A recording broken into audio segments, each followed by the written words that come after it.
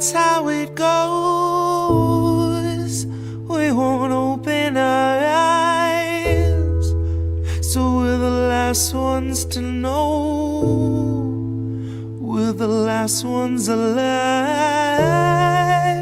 kept our enemies close, wondered why we don't thrive, while we're grasping at ghosts, counting backwards from 5,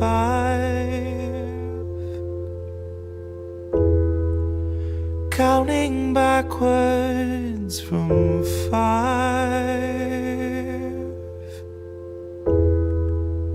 counting backwards from 5. Count back from 5. The theater on fire, the cast on strike. The studio stock starts taking a dive. The contracts tossed and they're gone with the tide. And the heads and execs, their hands are tied. We can't pump this dreck and treat you, right? But what do you expect from the industry type who survive by the leeching of bodies and minds? From those who original thoughts never seem to find. So they're gonna reboot ALF before your wages rise. And it gives cause to pause and reflect on the times.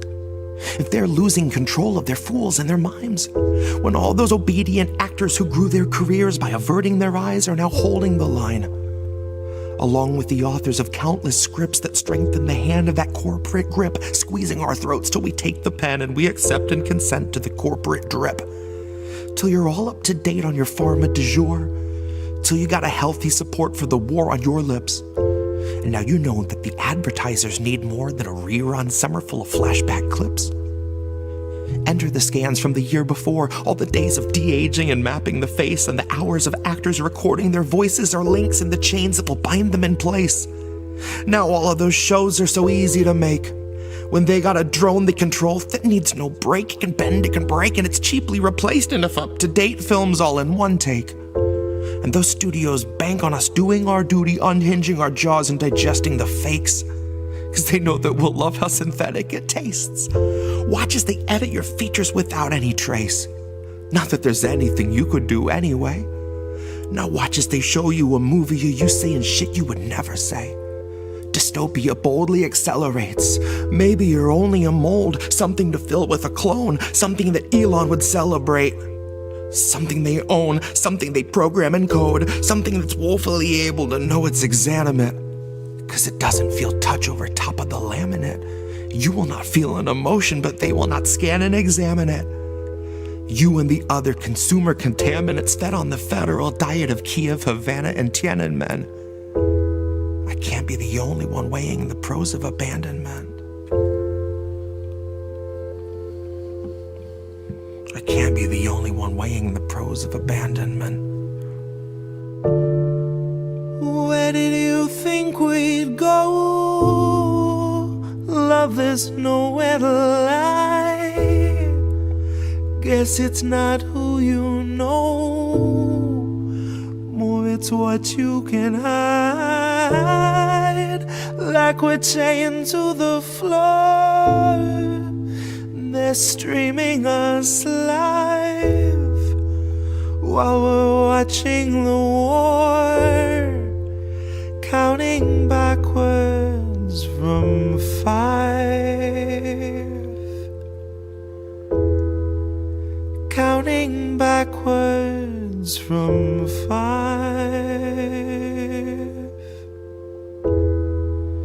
counting backwards from 5,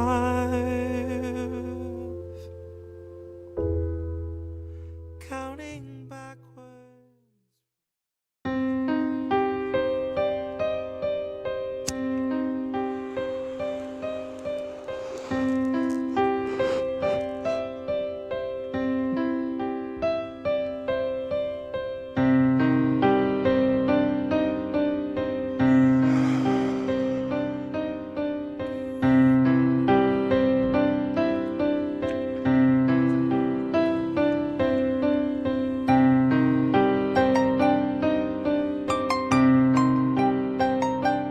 Our society and our world are full of these invented and built up and contrived facades. And sometimes some people come along with a hammer and smash that facade.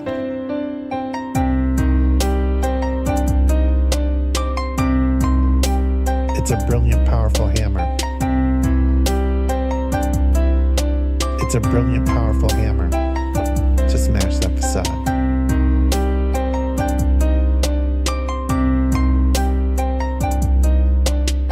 It's a brilliant, powerful hammer to smash that facade. Welcome to the future. Shit where you please.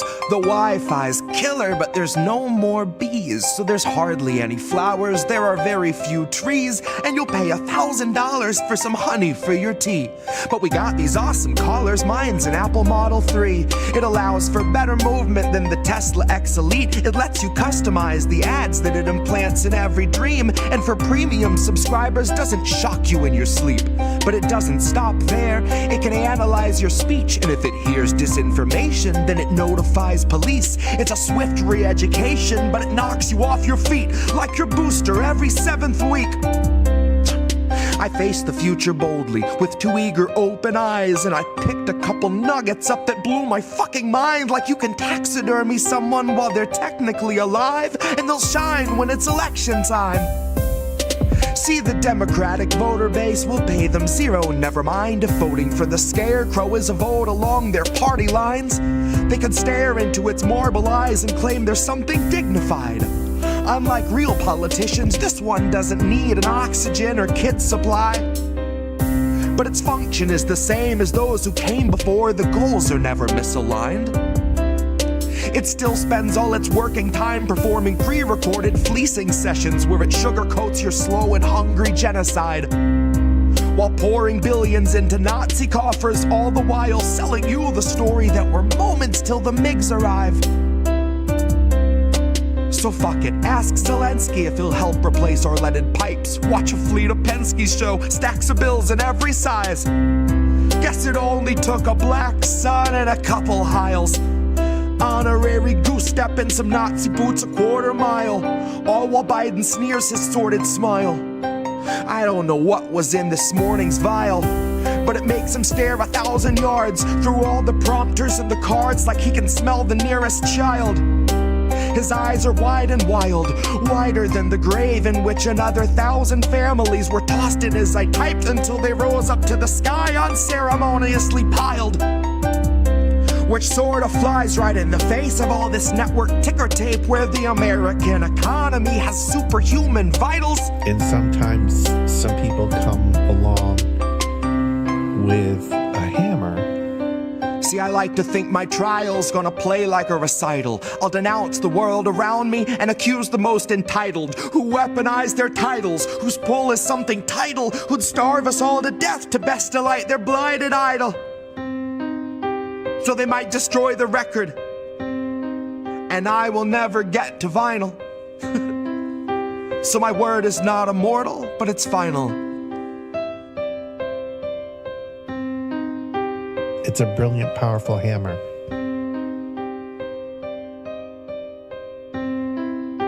It's a brilliant, powerful hammer to smash that facade.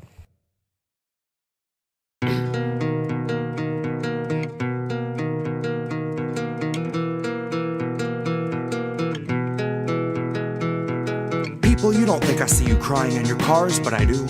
Sometimes I can feel it at a red light, someone at my side trying to muddle through.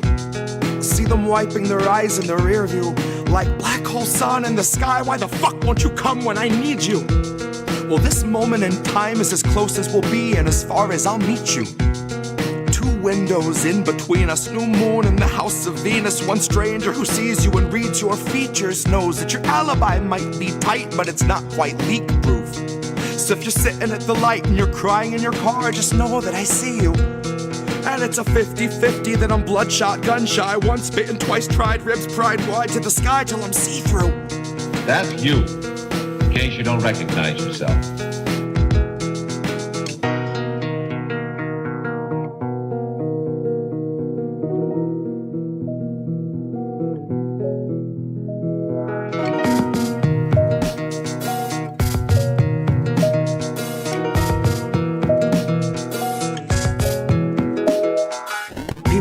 think I see you struggling to breathe, but I do.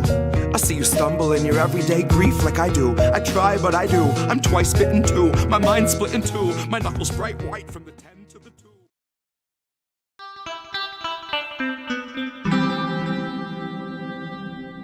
Who are these people? Who are these people? We did it. We did it. Hi, everyone. What's up? It's me and Himbo. What's up? This is Nobody Wants to Work Anymore.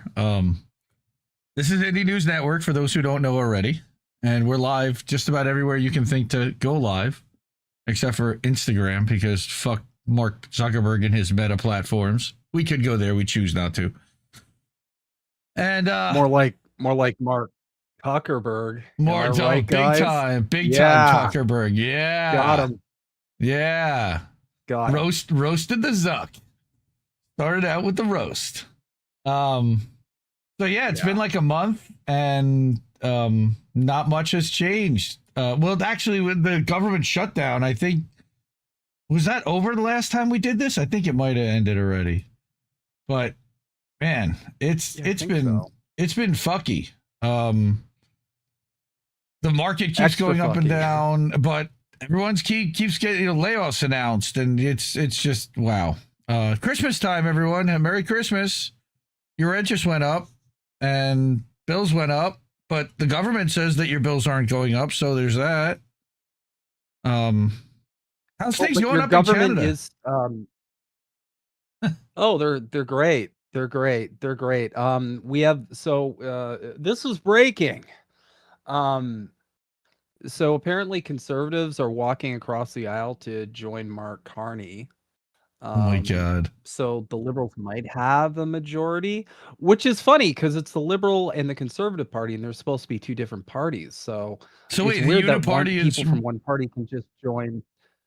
Yeah, it's a uniparty. They're Like, just we have the same revealing bullshit you guys do. themselves, right? Oh shit. Well, fucking like what are we doing? How do you pass off a genocide from one admin to another admin? How does that happen if you're actually two parties? He just handed it over to Trump. He's like, here you go. Just I wrote you a manual. Well, and now, as you had predicted, now they're getting on board with Europe about the digital privacy and the 16-year-old age limit stuff, which is, of course, the Trojan horse to loss of anonymity, which is a little bit of a concern for me personally. They're doing it at the exact same time too. So while the States is implementing super Orwellian laws surrounding free speech right now, at the exact same time, Europe and Canada are rolling their shit out too. It's all rolling out together. Okay, we're all gonna take the plunge into technocratic hell together. I did want to say though, do we maybe want to consider changing the name of this show from Nobody Wants to Work Anymore to like Nobody's Able to Work Anymore? The robots took our gerbs? Jesus Christ. Is that what AI took our gerbs? Is that what we're going to change the title to? That's not a bad idea. Nobody. Yeah, just robots took our job. That would be a really cool name for a podcast. Just robots took our jobs. I love it. It's just a bunch of people with nothing to do because robots took every single goddamn job out there. Yeah, I mean, here's the thing. I'm concerned about anonymity, but if push comes to shove, if I'm doxxed fully and my identity is exposed, am I going to stop talking about what I'm talking about? Fuck no. It's already out. Ship. I will go down with the ship. I do not give a shit. Cat's already out of the bag, They can fight me. Like, they can fight me. Can't put this toothpaste back in the tube. Do you have a lawn? No, you That's can't. the question. I do. Okay. In fact, so when my wife and I got our house, we thought, wow, it's such a big front yard, and we thought it was really cool. And we're like, wow, our driveway is so super long. That's really cool too. Guess how much I'm regretting that right now. You live in Canada and you got a super long driveway, eh? That's not too bright, eh? No. Yeah. Or you got a very good snowblower? Get a snowblower. Inshallah, I will have a snowblower tomorrow. Inshallah. Inshallah. No. Next no, thing I'm you're going to telling show you, up with a keffiyeh on. That's next. Yes. Inshallah. Yep. That's right. Yep, that's right. We're all going Muhammad Ali over here. And I'm a name of Clay. I'm a name of Clay. I'm gonna call him Clay. But yeah, I just figured, I think you sent this over. Either you did or Reef did, but I just thought that this was perfect because, of course, the parasite decided that nobody wants to work anymore, which is just perfect, right? Yes, wow, this sounds like Israel. Parasite steals essential nutrients from host. The host dies, and the parasite says nobody wants to work anymore. Yeah. Hamas. No, but in Israel's case, it's why is everybody so anti-Semitic? It's like, oh, this rising wave of anti-Semitism. We can't really put our finger on it. Drops a bunch of bombs on. Oh, great development today. I don't know if you probably saw it in the news, right? 9-month-old froze to death in Gaza today. So. Oh boy, I saw the one where they rode over a 16-year-old with it. They shot him with a tank and then drove the tank over him too, just for kicks. Fuck Israel, because it's a day ending in literally Y. a death cult. It's a fucking death cult. It's a day ending in Y. Cult. All right.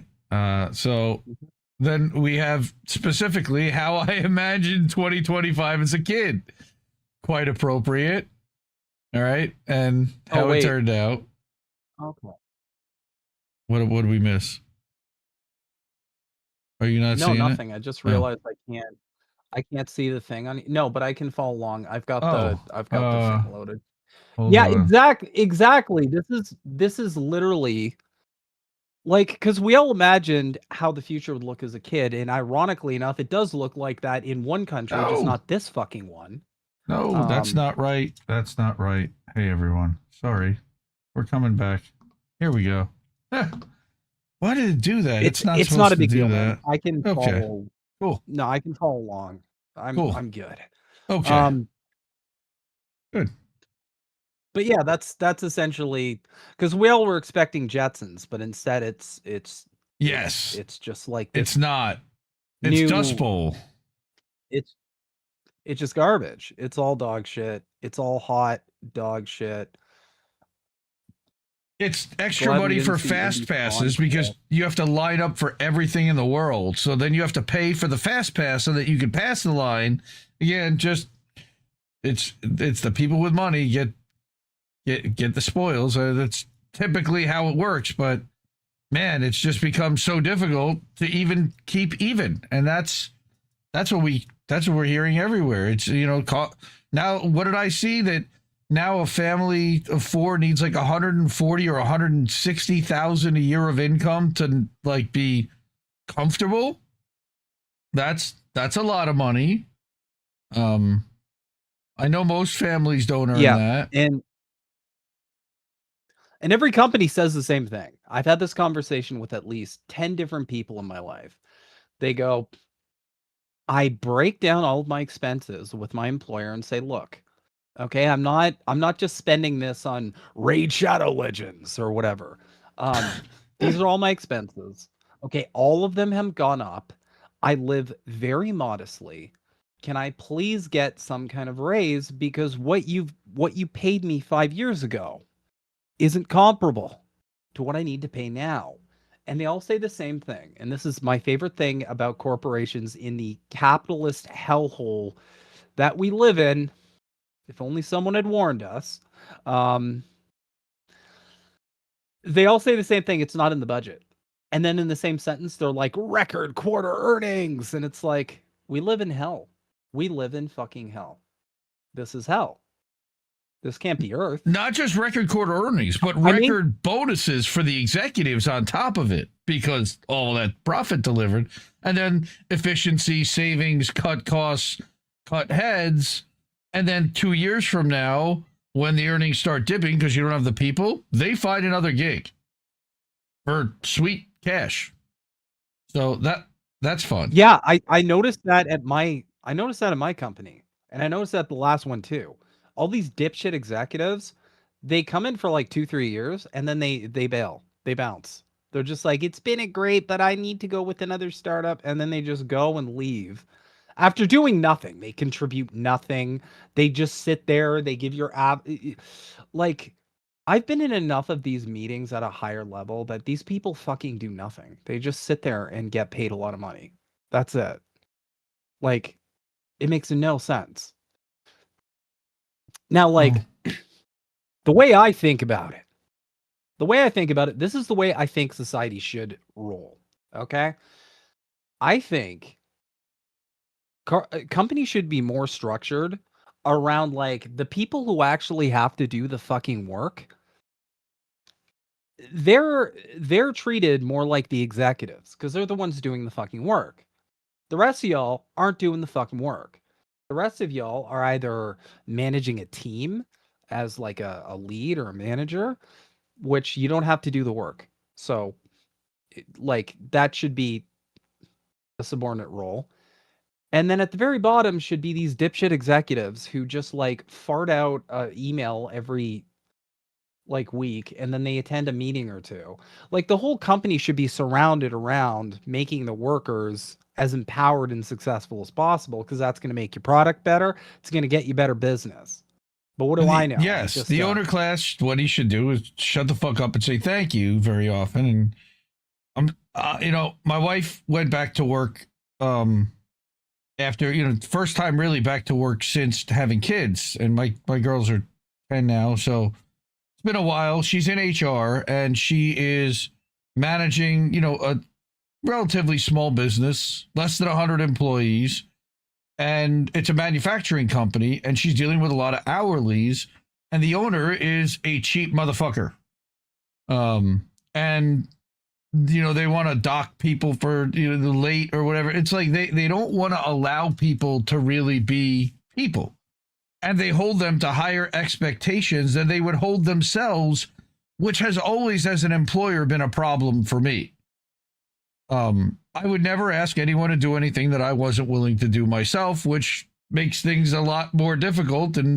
But that's, unless you're willing to pay for it and somebody's willing to do it, I guess. But at the same time, that's something I have a hard time with. So she was telling me this story about their company holiday party and how it starts during working hours. And the boss wants everyone to come in couple hours early to complete the 8-hour day, then go to the party. All right. And then go home. Oh my God. All right. But they can skip the party, but they're going to get docked the 3 hours that the party's going on, even if they come in early. Are you fucking kidding me? Which is so weird because it's like, yeah, I really feel like in a partying mood after you like took away my pay for like a office part. Like what are we doing? I swear this is deliberate. I swear all the shit, the pizza parties, I feel like at the top, they understand that these things, nobody likes them. I think workers have to be dehumanized to some level. I think it's a tactic. Because if they feel dehumanized, then they're going to have less gumption to actually argue for what they want. Also, they'll probably be less encouraged to, start a union, which is something I'm very, very close to fucking doing. And again, if I go down with the ship, happened. Whatever. I got to sign more work this week, by the way. They're like, we're going to give you additional responsibilities. I'm like, and how much more are you paying me to do that? Right. Yeah, no. It's just like, well, if it's in the budget, it's like, a bonus. Okay, well, I'm not doing it then. You get I'm bonus not doing work. it. I'm sorry. Hire someone else for that shit. Bonus work. My days of being a workaholic are fucking over. Well, not just that. You sent me this with relation to what it was like coming back from Cuba. Let's hear what Mr. I'm confused. and I want to go home. And I don't know what to do. I'm confused, and I want to go home. That's fair. I mean, that was literally it. I walked in the first day in the office and I was like, how do I do my job? Like, it was just because I'd shut off the whole vacation. I didn't even think of work once. I just enjoyed the time I had. You know, Gideon training and all that. But you know, I didn't think of work once, and I came back and I'm like, I have no idea how to do my job. so did they threaten you with the we have 5 people lined up to take your job? They haven't really done that to Himbo yet. They just keep cutting heads, and he's like the only one left. Did you ask for more pay? I'll bet he did.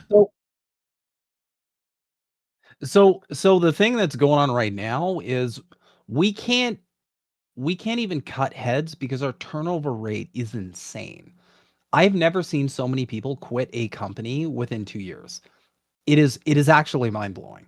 And the shitty thing is they're not like terrible when it comes to actually like, you know, how they treat their employees.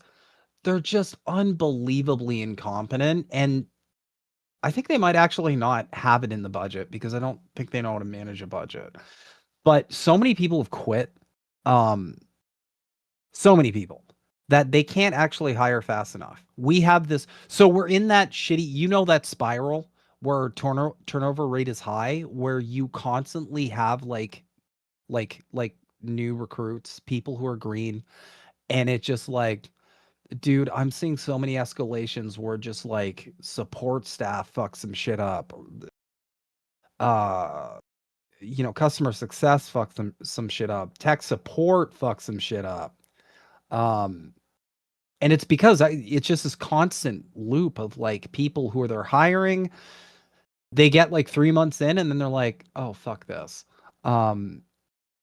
Mostly because of myriad reasons, but I personally argue that the main one is probably training. We do not have sufficient training, nor do we have sufficient documentation, and that's very frustrating when you're scrambling and running around for something to do your job and you can't find it. You also got shitty morale there, and people realize that, and it takes them a couple of months to figure out, oh fuck, nobody wants to be here, and yeah. They figure it out, and that's why that's one reason why they're bailing. And yeah, we see this all the time. I'm trying. You know, I remember how excited you were. I'm trying. Because when we started this show, you were looking for a job for this job. Funny enough, 2 years ago. And now to hear the other side of it, it's like, you know, the veil is lifted, the bloom is off the rose.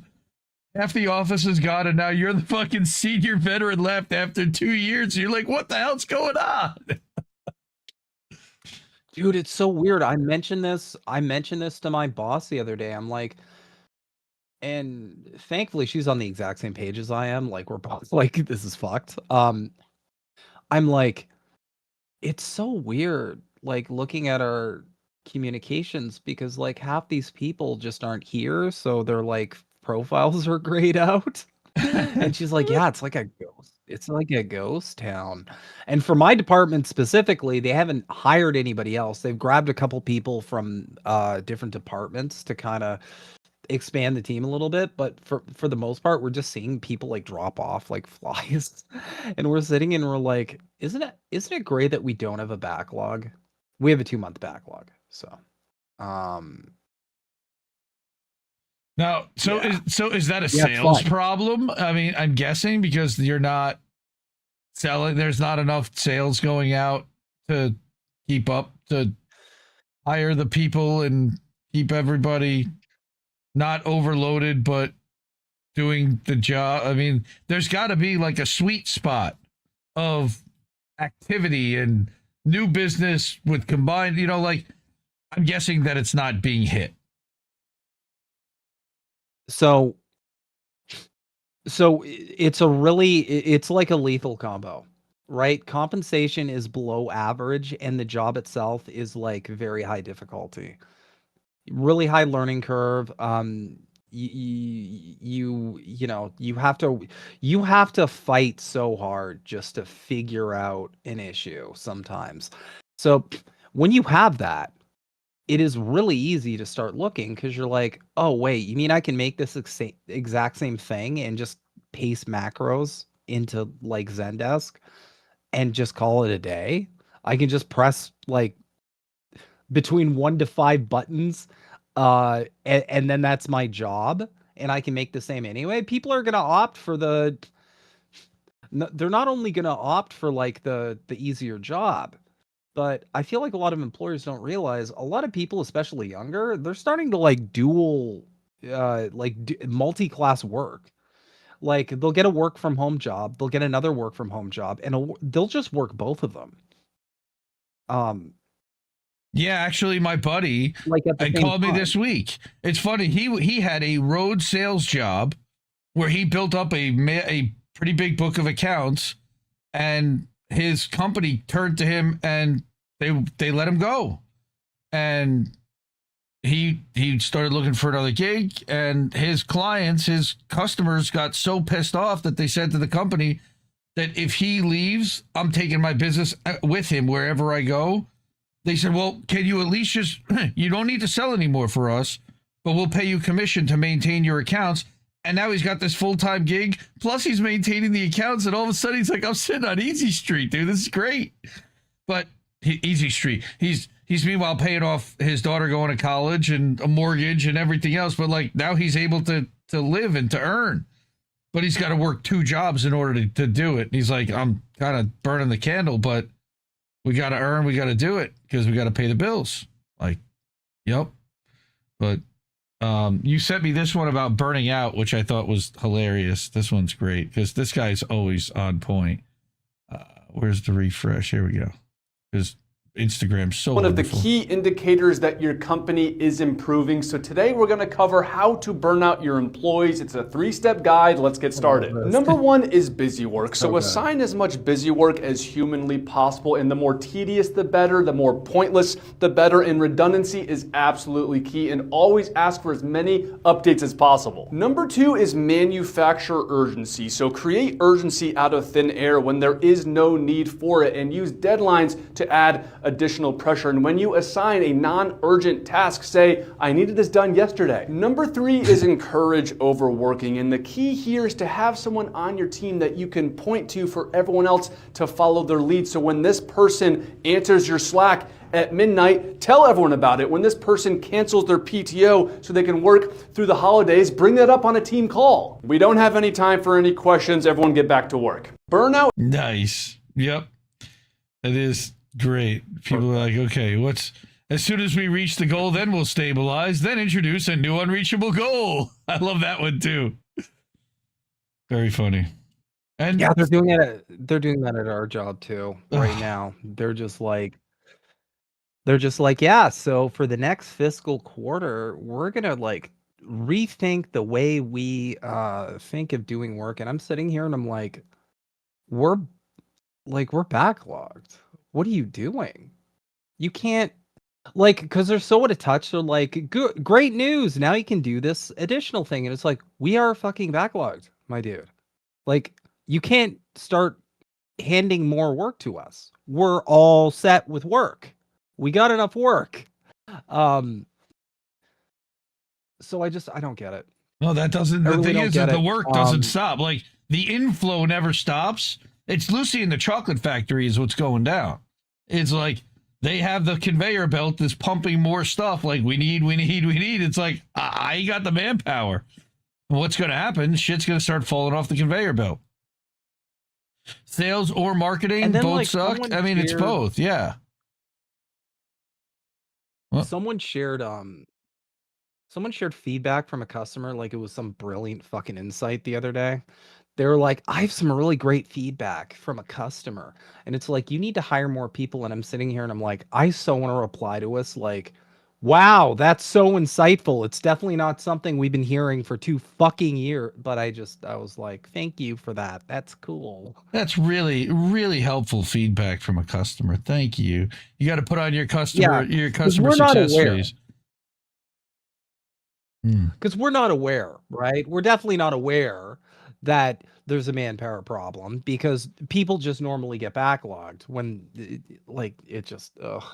I had to walk away for a second. I was just like, I do not have the bubbly for this right now, as I call it. The bubbly. I'm at a bubbly. That's what I'm like. I can't put on this corporate facade for this. The mask is gonna slip and they're not gonna like what's inside. It's got Karl Marx behind it, for all those who don't know. Descendant Bloom says she's very glad she was able to leave a toxic work environment. She got a new job. She started this week. Congratulations.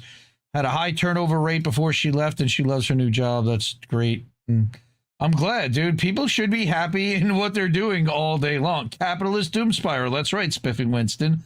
Over on Twitter. Thank you.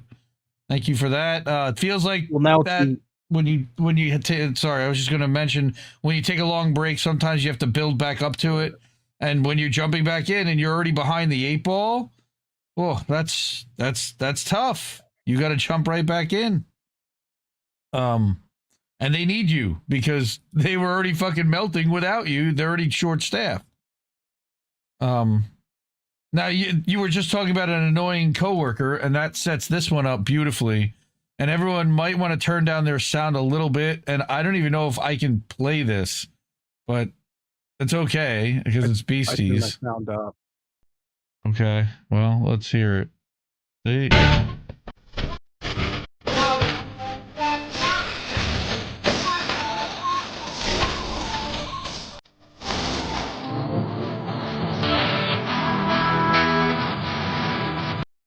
Elmo is trying very hard not to lose his shit. So we all have that one coworker. As an introvert, I feel this. I feel this so hard in meetings because as an introvert, I'm like, I always tell people that and they're surprised because like, why the fuck do you? Why do you have a show then? And I'm like, because I don't know, I'm a masochist, whatever. There's always those people in those meetings who just like fucking just like. And it seems like they're always looking for a springboard to just talk about themselves. And I'm sitting here and I'm like, can I just hit off video, off sound? Yeah, there we go. They like being in meetings because they're lonely. I genuinely think that. I feel like it's that. Yeah, I was in a meeting today and after about 20 minutes, I'm like, why am I here again? Like, and yeah. Meetings are not It's fun. a penultimate. It's that age-old joke. This could have been an email because they always could have been an email, right? Or like a Slack ping or whatever. Hey, like, let's do this. Okay, let's do it. Okay, cool. Well, Instead, today, it's like, let's spend half an hour. Yes, it was with a guy I like talking to, but still, like, okay, so he said he wanted to go through and evaluate a website that they're testing a new version of it, and let's look at all the language and look at all the stuff and see, is it laid out well and does anything need to be tweaked? And that's just rearranging furniture to me. For the most part, nobody's going to care. By the time they get there, they're just looking for the buy button anyway. But if they're going to read through all the text, whatever, okay. Again, I could have taken my time, gone through it, and then sent him my notes. But it had to be like a session where we had to go through that together. It's okay, but it's a half hour of my life I didn't have to spend talking to him. That's all. You know? I'm always just like, I'm just one of those people who's like, I always want to make like information as efficient as possible between two parties just because it does save time. And frankly, when you're already behind on like fucking everything, it's like you should be saving as much time as possible. And these people are like, they had like, oh my God. They had like an hour meeting the other day where everybody just sat around and just talked. And I'm like, I'm just going to work through this. And I just turn my camera off. That's all. Camera mute. That's exactly what it is. Yeah, I'm that guy. Listen, I'm that bitch. I'm 100% that bitch. 100%, dude. I'm the guy who shows up at President's Club, you know, like this shit ain't for me because if you produce and you deliver, the rules never apply to you. And that's the sad reality, and sales can produce because, you know, it's not like it used to be. Sales is real fucking hard these days. Sales is not going on cushy business trips and wine and dine in 3-hour fucking, you know, liquid lunches anymore. It's not like that. It's grinding the phones. It's scouring LinkedIn. It's networking constantly. And it's bugging people within their DMs. And they hate the business people hate being bugged in their DMs. Sending emails that you know will never be read. Making phone calls that get left in voicemail boxes that you know never get opened. And once in a while hoping to catch somebody live. That's like it's 9 out of 10 are messages. And now they're using AI to do all that shit. And ringless voicemail. They tried to get me to sell that shit recently. Hey, ringless voicemail is going to be a thing. Wait, something shows up in your inbox because people fucking hate notifications, right? So they want to clear out your notifications. And they figured out that people will listen to a voicemail. So they'll listen for 15 or 20 seconds. You've got them captive. What do you want to say? Holy shit. I don't want any fucking part of this. Don't bother people, especially with shit they didn't ask for. But luckily, especially on the phone, you know, I found the win-win-win. I'm sorry. And I'm lucky, you know, that I got to find something that is helpful for people, businesses, value, and doesn't rip people off. It actually delivers ROI for, you know, and it doesn't hurt anybody. And it, you know, like the cost is absorbed by the business, you know, and it's not really passed on to the consumer, quote unquote. And that's the kind of thing I'm looking for, is the business is happy. They're happy to pay for it because they end up getting more customers as a result of it. And it's easy to integrate and they don't have to be trained on it.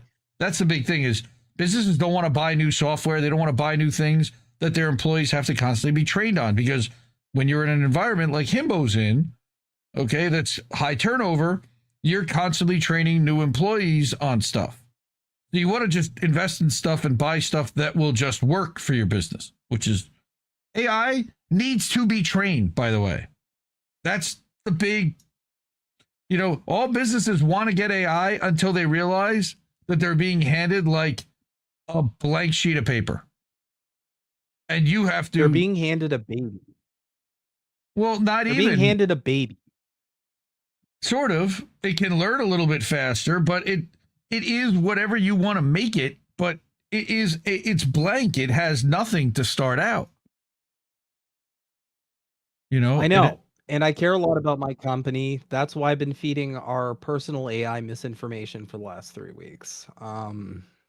Kidding. I'm kidding, but that would be a great... Listen, if you hate your job enough and it's doing the AI bullshit, if you ever get laid off by AI, just pump it full of misinformation, like, until the day you gotta go. That's what Corbett Report's been talking about. You know, you know, and shit, breaking the machine and putting in like gibberish words in the middle of your sentences and having things not make sense. And it's, yeah. But it's getting to the point where I'm getting ready to, I would like to hire someone, but it's like, how do I even go through that process of finding someone to do that? And I don't trust Career Builder. They're all using these AI ATS systems. And unless you know somebody who has the skills that you're looking for that you can trust, it's real hard. Because everything's fleeting, everything's temporary, and nobody wants to work anymore, you know? But not literally, and, you know, and you got to pay. And you know, look, I'd pay $1,000 a week. I think that's a fair pay for what I'm looking for. Finding someone that's willing to do that and has the skill set that I'm looking for to help me do that, and then setting up a structure. I need to get that done. That's going to be the goal for 2026. Is at least one employee that's helping out full time. And that's going to be fun because I would like to have someone working that to just promote the stuff for the business and for INN, but mostly for the business side of what I do, because I've got a phenomenal opportunity and I would like to expand out, but I'm limited. Plus, I don't really want to do that work anymore. Like, again, it's not that I'm not asking someone to do something that I wouldn't do, because I do it. It's just I think that somebody can do it as well or better, and I'd rather spend my time growing other stuff like INN. So No, for sure.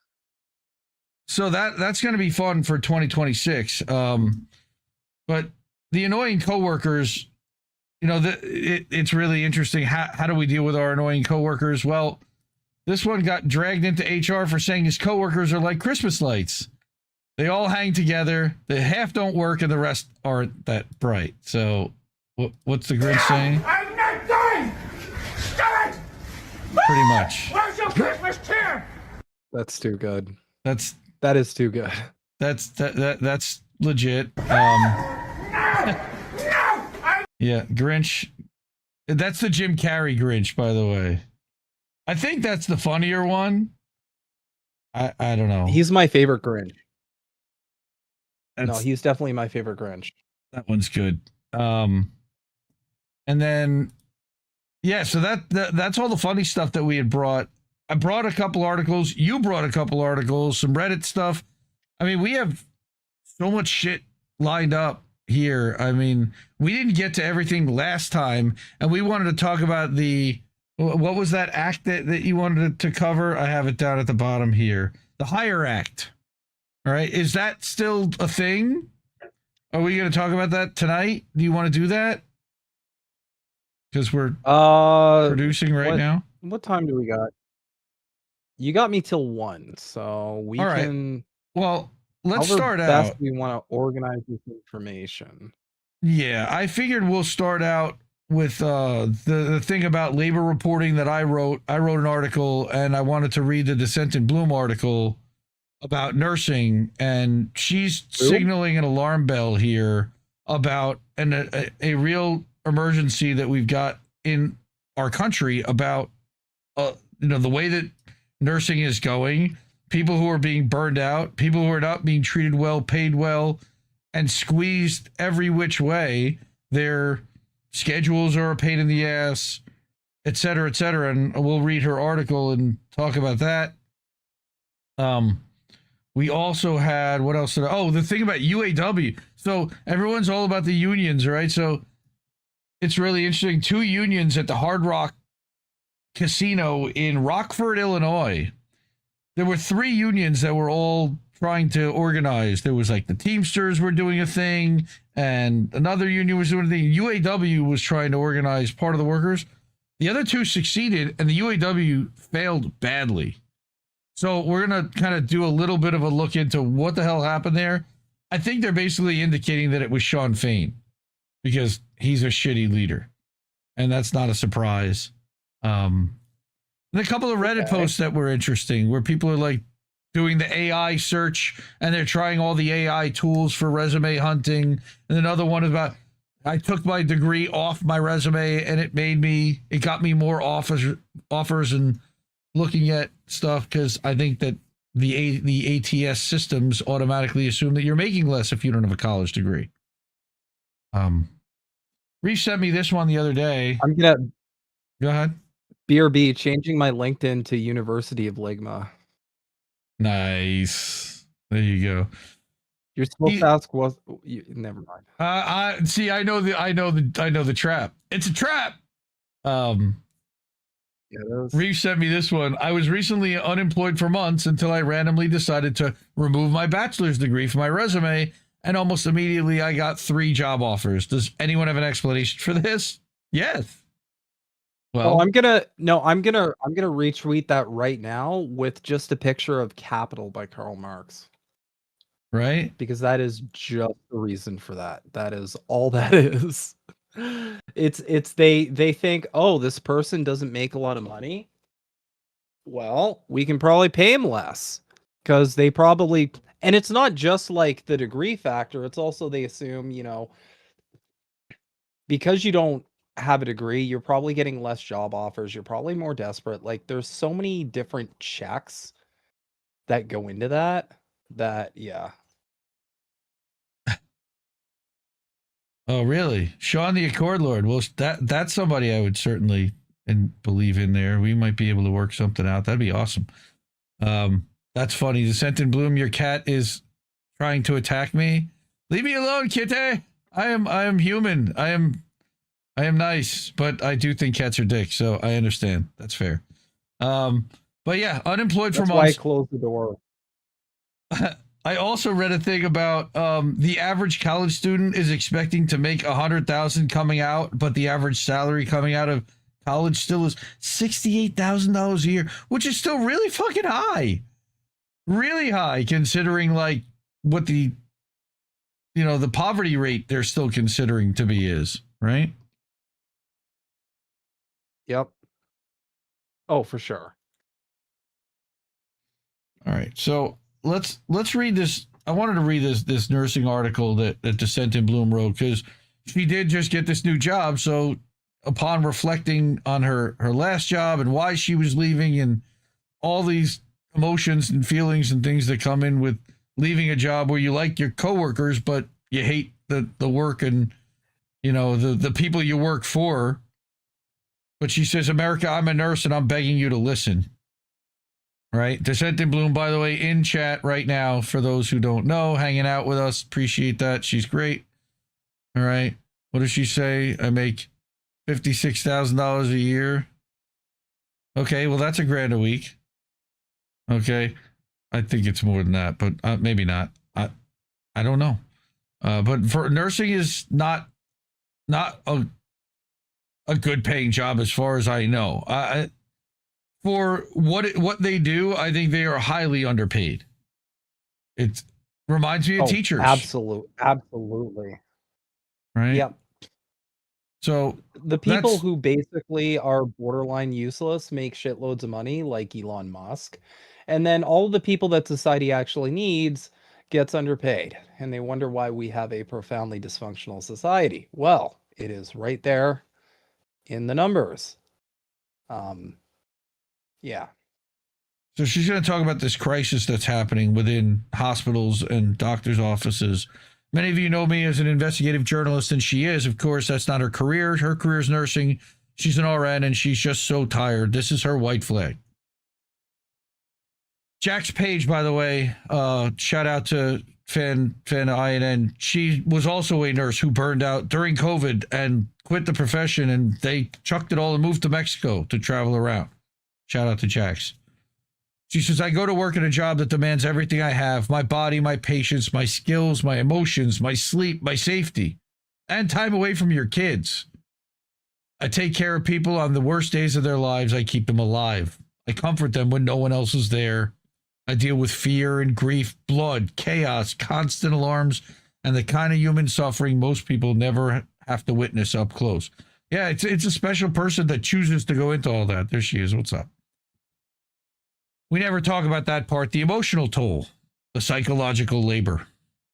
The fact that nurses walk people to the edge of life and stay there with them so they don't have to be alone.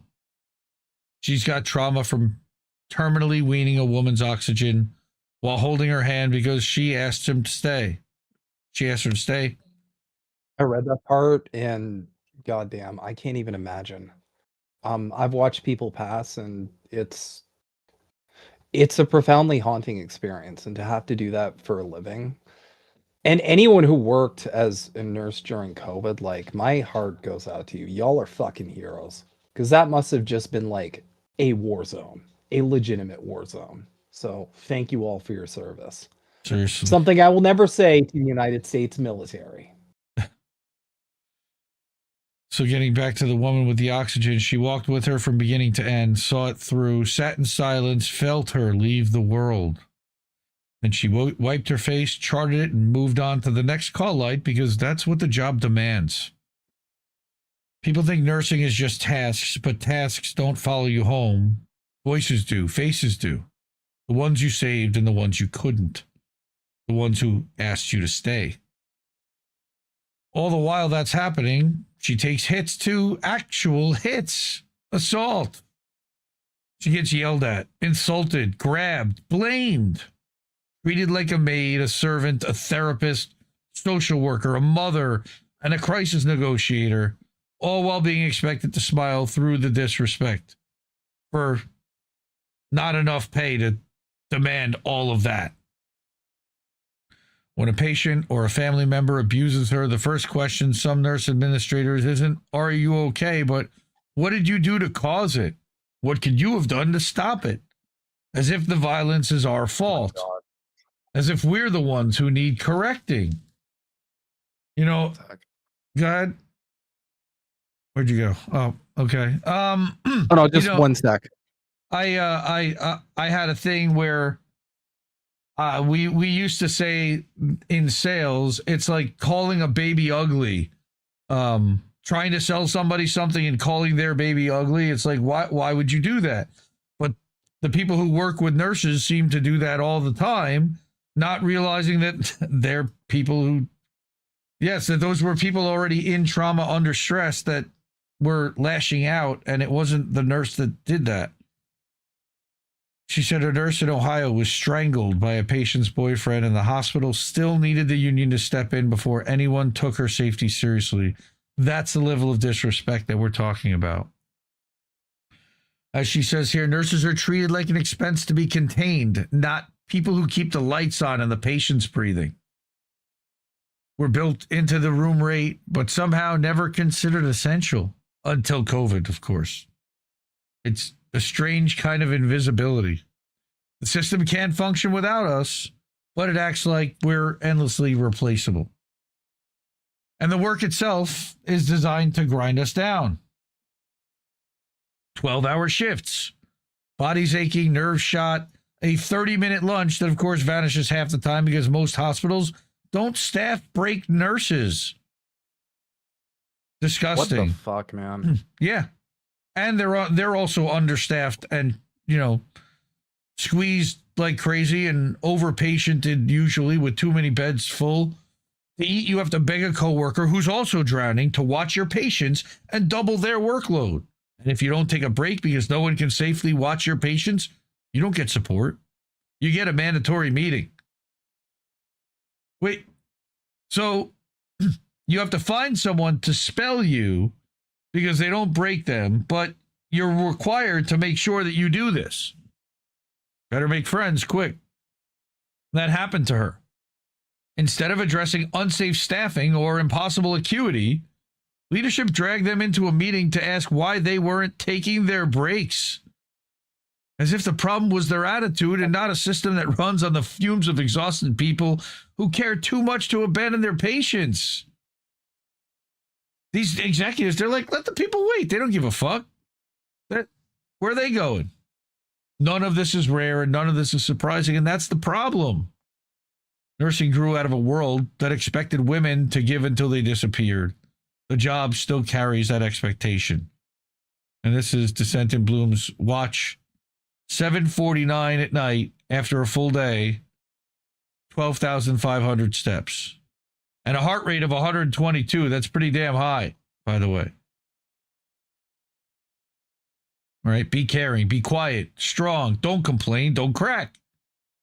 Don't stop. And if you do break, if you speak up, if you refuse to keep bleeding for free, someone is going to tell you that you're the problem. It's the ultimate gaslight. Okay, I just noticed that Himbo's frozen. And now as the profession collapses under impossible weight, the system has decided to pull support too.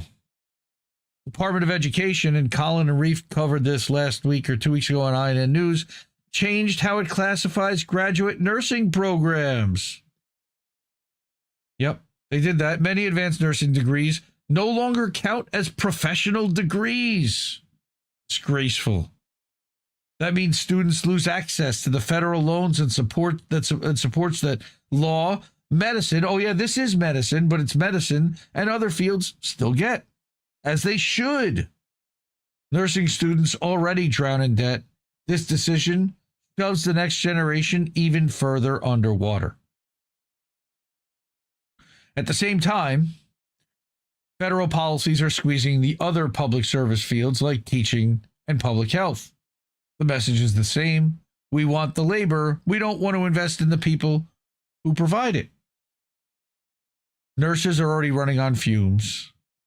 Now that the pipeline brings new nurses in, the pipeline that brings new nurses into the field is being choked.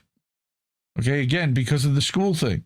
This is going to hurt patients. It's going to hurt communities. It's going to break the people who are trying to hold the entire healthcare system together with their bare hands. And they've been doing that again since 2020. So here she is, a nurse, tired and done pretending. She says, "This is my white flag. I'm telling the truth. I'm human. I'm exhausted. I care deeply, but caring cannot keep holding a system up that refuses to support them. Something has got to change, and it's got to change soon." And this really hit. I mean, this really was, because it's so personal for her, and you know, she and I are friends, and I've seen some of the struggles and listened to some of the crap that she's had to put up with from bosses and people, that it's really shameful the way that they're underappreciated and underpaid, mostly, again. But also, it's not just the pay. It's about quality of life.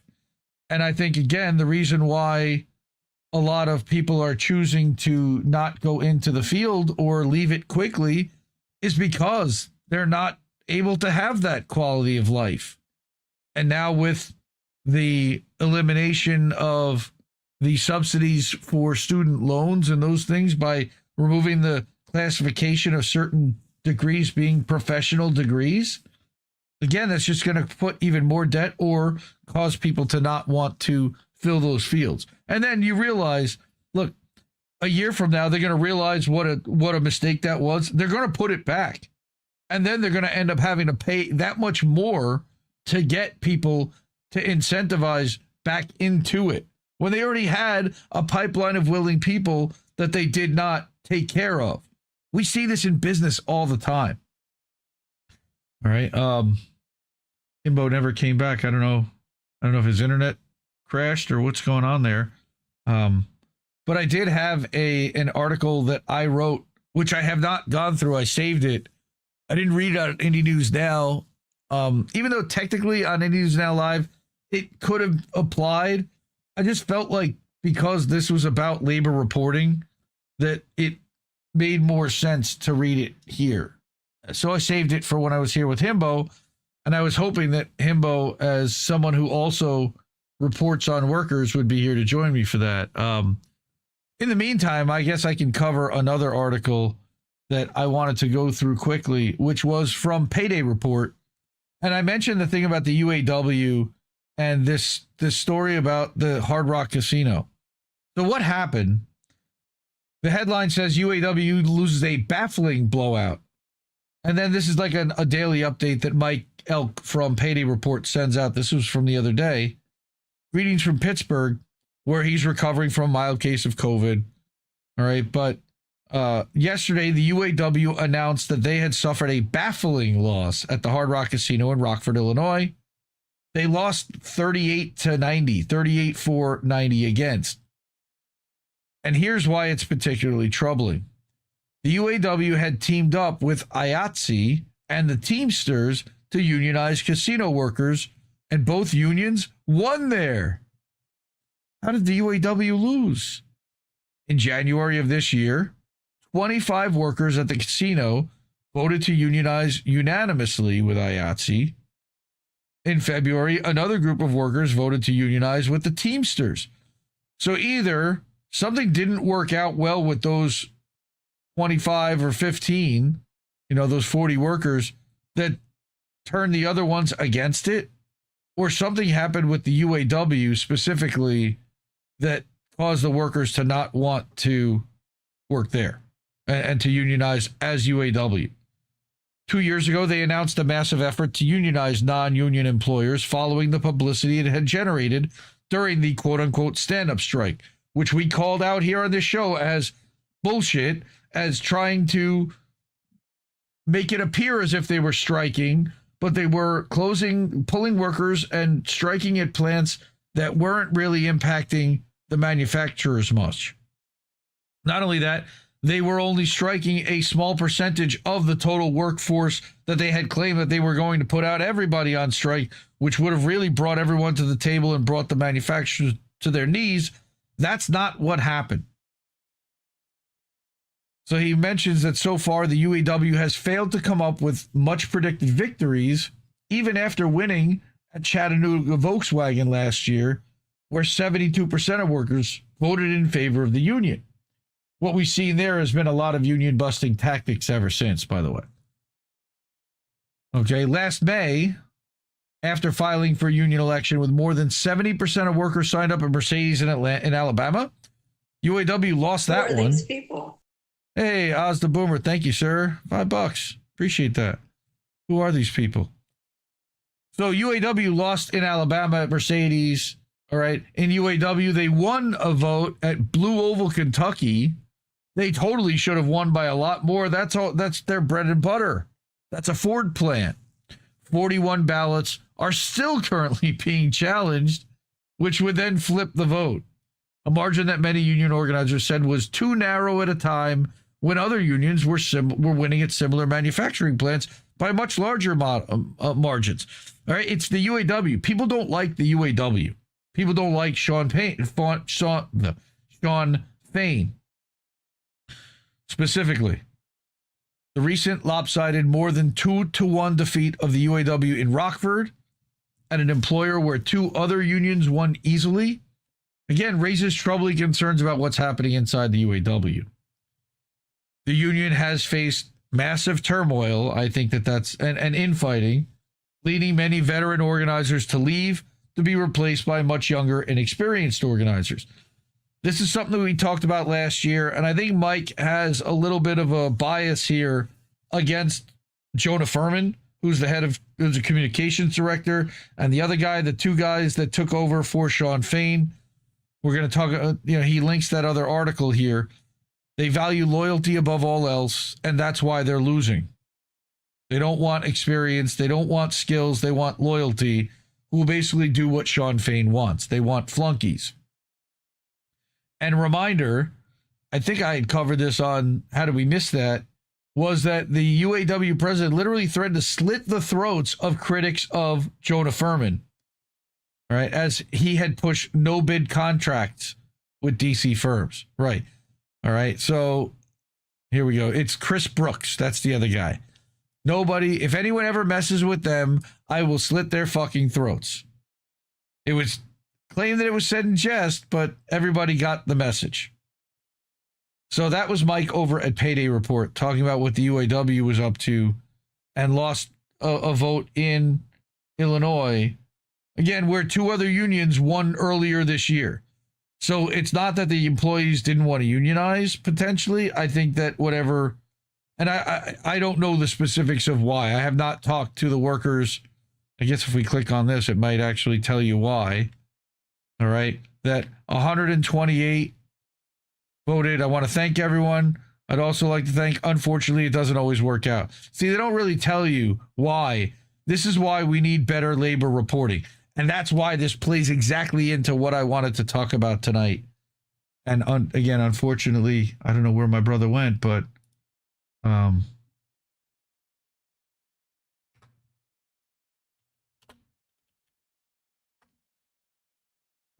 Reef is asking where I was. So, or am I done? No, we're not done. We're still going.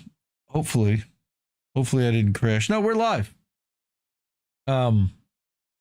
Okay, so I wrote this exclusive because it is an exclusive Indie Media Today piece that I wrote up because I've been frustrated. And like you just saw there, I would like to hear from one of the local workers that voted against and find out, why did you vote against the UAW?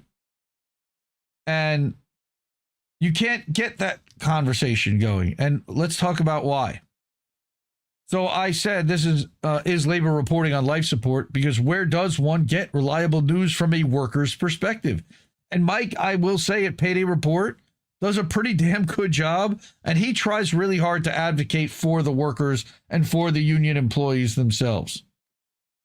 But my question is where do you go for your independent news about workers and their struggle against the owner class from the perspective of workers and not the union bosses? And I'm not asking here, because obviously we try to do that.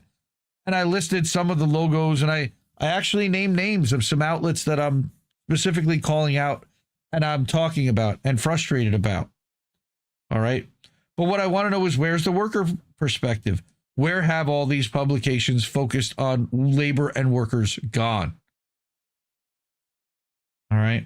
Sound off. By the way, if you're on Substack, restack this, share this, like it, get more people seeing it, because labor's not sexy. And that's something I'm actually going to mention right here. One successful podcaster, who many of you know and are fans of here, once told me in today's labor journalism landscape that labor doesn't get the kind of views other topics get, so it gets kicked to the back burner much of the time. Having covered worker struggles across more than 20 industries for the past 4 years, I have to sadly concur. Because most people who make a career in media want to keep their careers going, and most journalists and podcasters can't survive on audience financial support alone. Unfortunately, that means that in the moments when a strike or a union contract becomes the story of the day, the groundwork isn't laid to ask the right questions. And this is my thesis. There are too few trustworthy, reliable, independent labor sources to lean on who get it right on a range of issues a good percentage of the time. I'm talking about people who understand how labor fits into the economic landscape and figure out how to put the workers' issues in context so that their audience sees what they see. And I try very hard to do that here.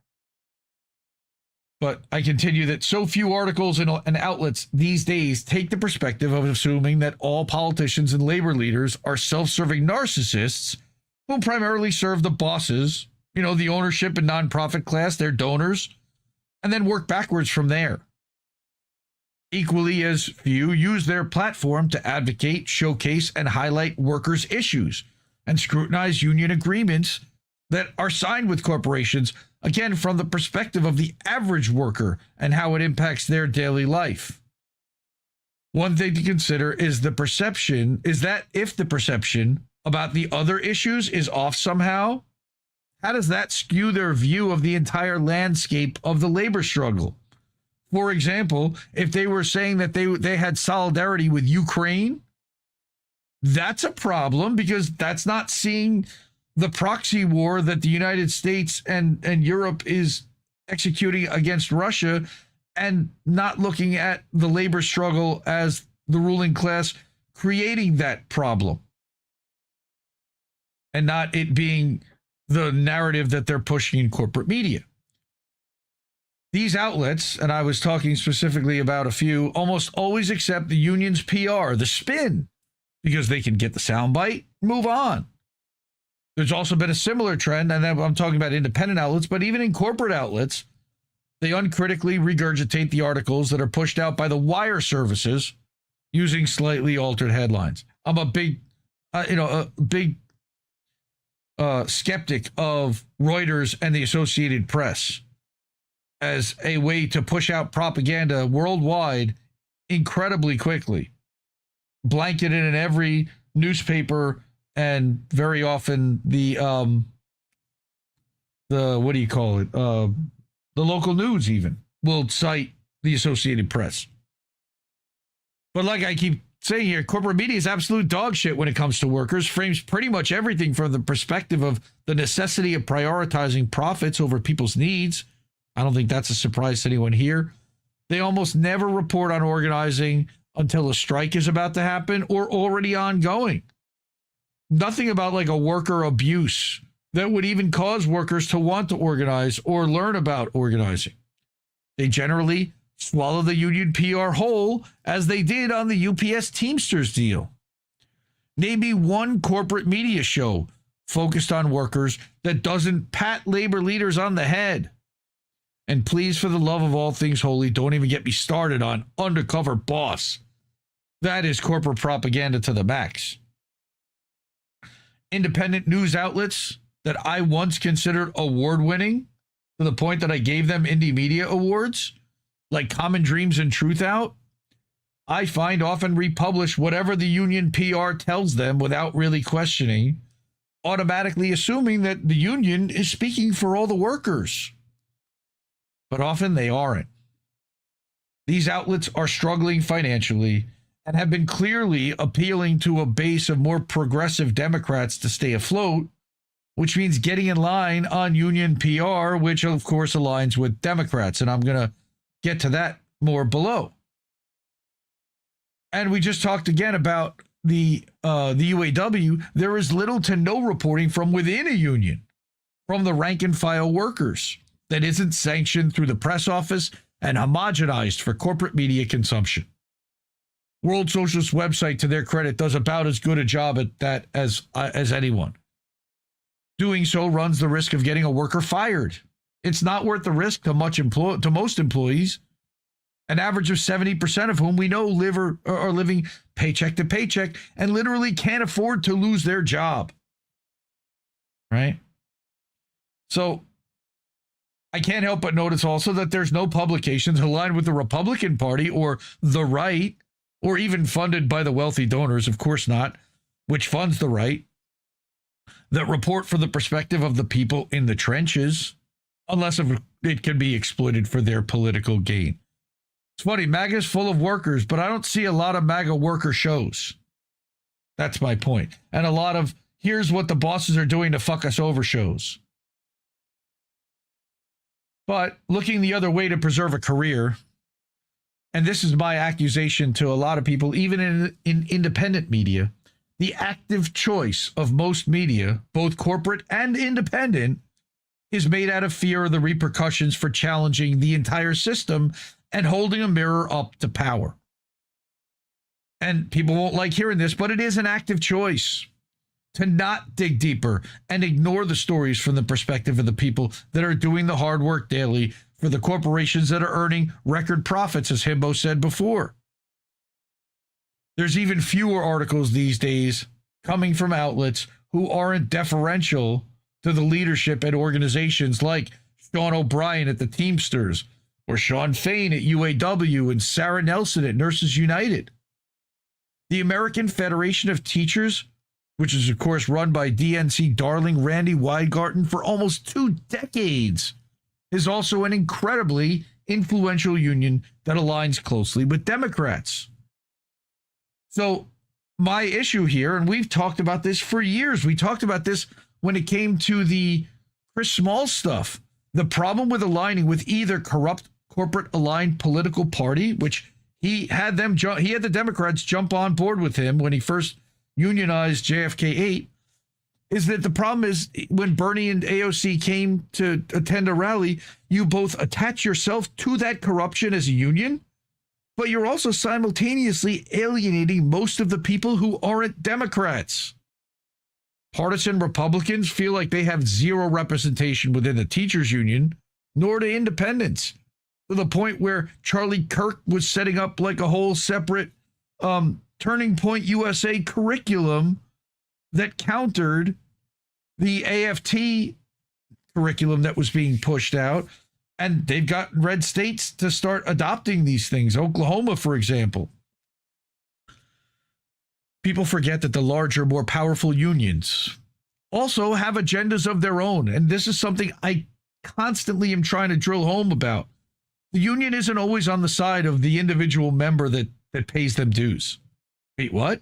Yeah, that's right.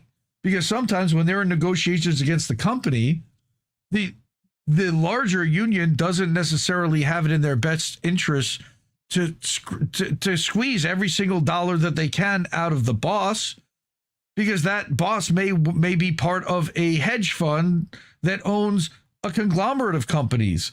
And they have to then, that union will be going against another sister company, and they want to make negotiations a little bit easier. But my point here is, again, the unions represent workers from across multiple companies. And remember that it's the union's goal, like the UAW, to simultaneously build its own brand and power but their job is also to advocate to get the most possible for their members at the company level. That's sometimes in direct conflict, and that's where I'm talking about. Sometimes these two things don't align, sacrifices get made. And usually it's not to the behalf of the individual. It's on behalf of the union getting the most overall for all the union members. And that's how they sell this as, well, you take a little bit less so we can make sure that everybody else gets a little bit more. But they don't make sure that everybody else gets more. They just get everybody less. And again, I'm not anti-union because I am very pro worker union within an organization, but I am very anti these conglomerate unions that have their own agenda, like the Teamsters and the UAW. Okay, again, people who pay dues out of every check end up getting screwed by their own unions. Ask some of the Teamsters who worked for UPS as part-timers that were expecting to get brought up to full-time. Ask the warehouse workers that were expecting fans to be installed in the warehouses because that was one of the things that they had voted to go on strike for. And then the union heads sold them out to corporate without giving them the fans. All right. It happens more often than you'd think, as cited by DeepSeek in examples around Teamsters, UAW, Writers Guild, and the railroad workers. I asked DeepSeek to do a little search and give me examples. And rarely do stories like that ever come out in the press. And what DeepSeek said was that the gains for the collective often come with trade-offs that can leave some individual workers or subgroups feeling like their specific needs were not fully met. That's an understatement. The perspective you pretty much never hear is the argument that unions are reformers in nature. I've heard Reef say that about 100 times to me, at least. So I know it well, and I say it a lot myself now. Unions are reformist in nature and should not be the end goal for workers. Owning the means of production and participating in the profits are much more effective ways of longer-term retention and customer satisfaction because the workers have a stake in business's reputation as well as participating in the profits earned. All that money's not going to the top. Ever wonder why you never hear about that? Well, because it's not nearly as profitable to the owner class or to the union leadership. Unions don't really want to encourage co-ops. At least not that I've seen. I've seen very few unionized co-ops, though I'm sure there are some. So now I'm going to shit on some of the active publications, but I'm going to hedge this at the start to say that this is a critical breakdown of the publications regarded as some of the best out there when it comes to representing workers. He's back, ladies and gentlemen. Woo! All right. All right. So probably going to have to replace the fan. I think the fan's out. I think it's going down for the count. But I'll have to do a bunch of disassembly. It's definitely going to need some troubleshooting. But I'm back bummer. for now. If I disappear again, that's probably it. Just because I don't want to damage the motherboard. But I think we're good for now. I think it might have just needed like a little bit of lube. So okay, that's fair. I'm reading through my article shitting on labor reporting specifically. All right. This is a critical breakdown. And I name names. I call out the good ones, the average ones to the poor ones. Because my thesis is that nobody is really representing the workers with the exception of the trots. And we're going to laugh about the trots. And that's one of the reasons why I'm so glad you're back, so we can laugh about the trots. But I love it. I love I love trots. They're my favorite people. Oh, that's that's going on the soundboard 100%. I love trots. Okay. Oh no. Oh yeah. It's over for me. It's over. Now, so I'm gonna shit on all these publications, but at the same time, I'm going to acknowledge that their subscriber base combined is a fraction of what any of these mainstream outlets have, so their reach is tiny. All right, and to give them credit, they're some of the few publications that actually even give a shit enough to try. So, okay, and I've brought articles from just about every one of these publications for the past, at some point in the past 4 years, to one of my shows, just to show that this is where I've gone for reporting, and this is the what they consider to be the best. And I think that it's insufficient, to say the least. Left Voice is actually pretty decent, all right? But they're trots. And they actually have a part-time UPS Teamster on staff, Luigi Morris, who's an Indie Media Award honoree, right? And he's reporting from the perspective of the workers. They also have been very anti-Zoran and calling out that grift pretty early on and not being willing to work with DSA. So I give them credit there, too. I do butt heads with them occasionally, but they're the only Indie Media Awards honoree that I would even consider on the list. And they also do other reporting outside of labor, which is another reason why I wouldn't necessarily consider them a labor publication. Payday Report, though, which I brought that article from about UAW, is pretty good. Genuinely tries to advocate and report on behalf of workers against the union bosses, but I think has too much hope for Democrats to be any better for workers. He's basically a one-man operation, Mike Elk. I was so disappointed when he excitedly covered Kamala Harris's anointed campaign in 2024 without addressing and confronting the issues behind how she became the candidate. He never addressed the fact that she was anointed. All right. To his credit, he published several exposés about Sean Fain and UAW last year that too many people missed and got him smeared by Dropsite News and Ryan Grimm and a bunch of other places. All right. Full disclosure, I have frequently had private DM conversations with Mike about labor, political issues, and I genuinely like him. But I also held his feet to the fire at the time about Harris and doing this media tour when she came to Pittsburgh. He was giddy, and it was embarrassing because he thought that she would be better for workers and labor again than Trump. Again, it was the lesser of two evils argument, which I'm never a fan of. And you know, knowing how Democrats align with those unions, fuck that. Like, no, they should never have been able to anoint her. Then we got labor notes. All right. I don't know if you read any of these publications. You know, most people, these are in the weed. But that's where I've been trying to find stories that actually tell the story from a worker's perspective. But labor notes went, I don't know where. Led by a former SEIU member, Alexandra Bradbury, and has adopted DSA mentality and talking points often, and are aligned heavily with this Teamsters for a Democratic Union. They do a lot of Jacobin stuff. Right? Chris Brooks and Jonah Furman left labor notes and then went to UAW, Chief of Staff Corporate Communications Director. And Furman's wife also works for Dropsite. Now, I didn't go into this here, but that was a fucking story.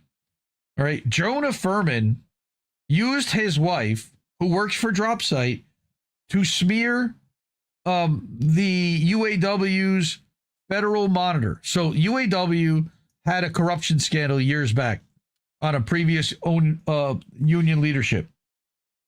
And they embezzled like $1 million. And because of it, the court appointed a Federal Monitor to oversee all their activity.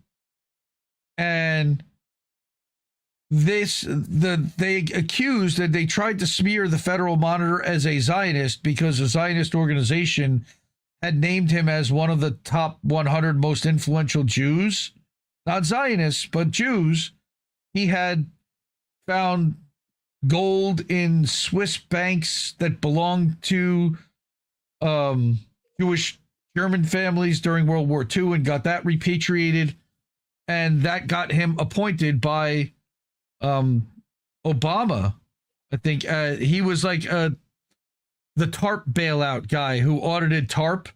And then he got appointed under the Trump administration as a Federal Monitor to oversee UAW. And he found corruption inside. He found Sean Fain trying to raise the pay of an entire grade of employees that happened to be the same grade that his retiring girlfriend and her sister were, so that they would get a higher pension pay permanently. It was nepotism, straight up. He also tried to oust his VP that he got elected with, etc. There was a bunch of issues, and all this was reported on by Mike Elk. So I give him credit, and Jonah Furman and tried to basically bury Mike Elk and bury the Federal Monitor by publishing something through DropSite News. And when DropSite launched almost 2 years ago, or a year and a half ago, they launched with this big UAW scandal fed by an anonymous person. But the anonymous person, I'm speculating, was Jonah Furman, the corporate communications director, who told his wife, and the wife told DropSite, and that's how the whole thing got set up. This guy, Hamilton Nolan. Hamilton Nolan used to work for In These Times. All right, which is another pretty decent magazine, but little Democratic leaning. How things work. He left In These Times to start his own Substack publication. But it's full of DNC hopium with the occasional nugget of a good idea wrapped in the arrogance of a liberal. You'd think he knows better about the Democrats at this point, that he's seen Lucy pull that football, but he lines up for the next kick anyway because Trump. Again, these guys are all fear-mongered into but Trump. So I just really quick plug here. The latest DNC sheepdog that everybody's salivating over is that Brad Lander guy. So keep your eyes peeled on ProPill, because I exposed his bitch ass pretty hard. Oh yeah, they're all the same. They're all just frauds. They're all frauds and just narcissists and psychopaths. So they're trying to line up Jasmine Crockett to elevate her with a Senate run. We're seeing new faces start to emerge a little bit. Yeah, Jasmine Crockett, more like Jasmine Crockett shit. Seriously, I think roasted the Crockett. Well, now they're gonna call you racist for that. I don't care at this point. I'm antiseptic. Apparently I am antiseptic. I am I got added to a great list today. I am apparently a Hamas cheerleader. Fair actually, but and another one, bigot. Another one, I don't even know how they squared this away. A Zionist added me to a list like I'm like transphobes or something, and I'm like, how does that work? You're the Nazi here, sir. What the fuck? Oh man. Shama Sawant was a member of Socialist Alternative. She's now running for Congress.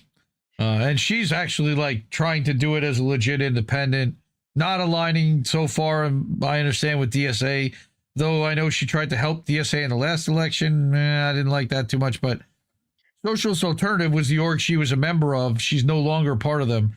They seem to be very anti-Republican, like almost to the TDS trot, like it's fascist, but not necessarily as much anti-Democrat, which means that they're ignoring the uniparty aspect of the duopoly, which after Election Day of this year, they wrote an article begging DSA mayor-elect of New York City to break from the party and join them instead. But it's also more political than from a worker's perspective, which, okay, but yeah, you're trying to appeal to the workers. I would think that this would be a big lane. And then we get to my friends, the World Socialist website. I'm so conflicted about them because I love them dearly and I want them to be good. World Socialist website never saw a contract between a union and management. It didn't call a sellout, which is likely true but hilariously predictable. They advocate for rank and file committees to organize workers in place of unions. But the problem is that those committees don't have the same protections or power that worker unions do currently. So until the laws change, that would actually, they're advocating to reduce worker power. And the likelihood of laws changing while the owner class controls who's selected to even run for Congress is minuscule, sadly. I also think that many World Socialist website writers also tend to be overly hysterical on other issues like COVID and January 6th being the insurrection where they tried to undermine and take over the country taking Trump at his word regularly and not realizing that he's literally a fucking carnival barker at this point. And it causes people to dismiss their views entirely. It's almost like the Tim Pool effect in a way, like the Alex Jones effect. You have these guys screeching it so loudly from the sidelines that it just delegitimizes anything that they might bring. It's the trots. Yeah, I mean, it's all just so fucking fake. It's all just so goddamn fake. I did you catch I think it was today or yesterday. Candace Owens called Tim Pool like high estrogen or something. It was Oh my so funny. god! It was so funny. She's basically calling him a soy boy. I don't know And who I'm those like, people are. let them fight, man. Let's fucking go. Let them Let's fight. That's fucking right. go. Let them fight. Let all of these reactionary idiots kill each other. I am here for it. But yeah. Gup1 over on Rumble says that during COVID, IATSE gave away benefits, which you should never give back something you fought for. 100% agree with that. Sean, the Accord Lord, said that in his time at the shipyard as a pipe fitter, best person he ever worked for or knew was a union steward. I'm not saying that they're all bad, and union stewards they tend to be like the gunnies at in the military, the ones that actually move shit, that actually know how things work. Yeah, union stewards, but sometimes they all have to vote a certain way because they're being told by their barn that they have to do that. Yeah, World Socialist website, man. There's a couple of writers over there I'm not a big fan of. And they actually even tried to put up they have a political party called the Socialist Equality Party. They're trying to be a political party as well. They put up a presidential candidate for 2024, and Primo Radical did a interview with Joseph Kishore that I encourage everyone to go check out. And he was basically saying that he would implement universal vaccine mandates, but it was because he would give universal health care to everyone and nationalize the pharmaceutical industry. So good and bad, but of course, that's why they're never going to allow him to get anywhere close to the Oval Office. Now, I did want to mention one or two others. Go ahead. It's always the same thing. The person says the stuff that you like to hear, and they magically just get blocked at every turn. Or the person magically says the things you want to hear, and then they magically just become like another fucking establishment stooge and abandon everything. There's no progress here. There's never going to be any progress here. Abandon voting. Anyway, I'm not going to turn this into like a rallying cry, but I'm just so, we should all be so done. We should all be so sick of this. Oh, I'm beyond sick, which is why I wrote this out, because I literally can't find places to report from that are doing that job. I'm not that close to it myself, and there've got to be some people that are doing this. Help me find them. But I got this guy, Matt Brunig. He actually wrote an article, one of the first episodes of How Do We Miss That? We wrote about how the $22 wage worked for McDonald's workers in Denmark. And it was one of the most important articles I've read on the show, because it talked about the fact that solidarity strikes were made illegal here. And that's one of the big reasons why we have not seen a general strike, is that literally it's illegal. Not like a lot of strikes aren't illegal, but this guy, Matt Brunig, he works with the People's Policy Project, but it uses Act Blue as well as Patreon for funding, which I'm not crazy about. He also pledged to try to determine who will carry the torch for the left in the next Democratic presidential primary, and see if I can help them construct a well-designed social democratic policy agenda. Not far enough, pal. Sorry. Just not. No. Right? He wrote that the day after Election Day. After Harris lost, he tried to do a post-mortem and realized that Harris, of course, was shit, but that he's still going to be blue no matter who. I also want to shout out or call out More Perfect Union. And a lot of us have shared a lot of More Perfect Union stuff on our shows. They do some good work. But we also should know who's behind them, though. You know? They do good work. They actually try to report from unions. They advocate for Starbucks United workers. But how are they funded? That's what I want to know. They claim that they're funded through grassroots donations and values-aligned philanthropic organizations. What does that tell you? Wait, I looked it up. What is this? What is this? I looked it up. They're funded by the Leon Trotsky Foundation. Oh, what's that? Leon Trotsky Foundation. Can you imagine if you're just like, oh, it's all trots? Okay. No, not these guys. No, this was started by Faz Shakir, who was Bernie's former campaign manager, who literally ran for DNC chair. More Perfect Union has been blowing up like super hard too. They've gotten like, and I mean, well deserved, but yeah, they've been blowing up like super hard. They've been popping off. Well, Faz Shakir runs it. You know, again, he ran for chair of DNC less than a year ago, and they're not pretending to be bipartisan or nonpartisan, even though they are technically a nonprofit. They're a 501c3. They're not supposed to be political as a 501c3. It often does good work with hard-hitting stories and well-produced video content, which all costs money, but who's funding it? I would guess that you're going to find Pierre Omidyar and George Soros in the background, and Alex Soros, and maybe even in the foreground. They got 36 people on staff.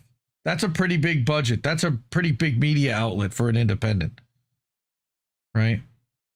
Yeah, and I mean, look, you can say all of this is the trick. Okay, this is the big trick when it comes to any kind of media.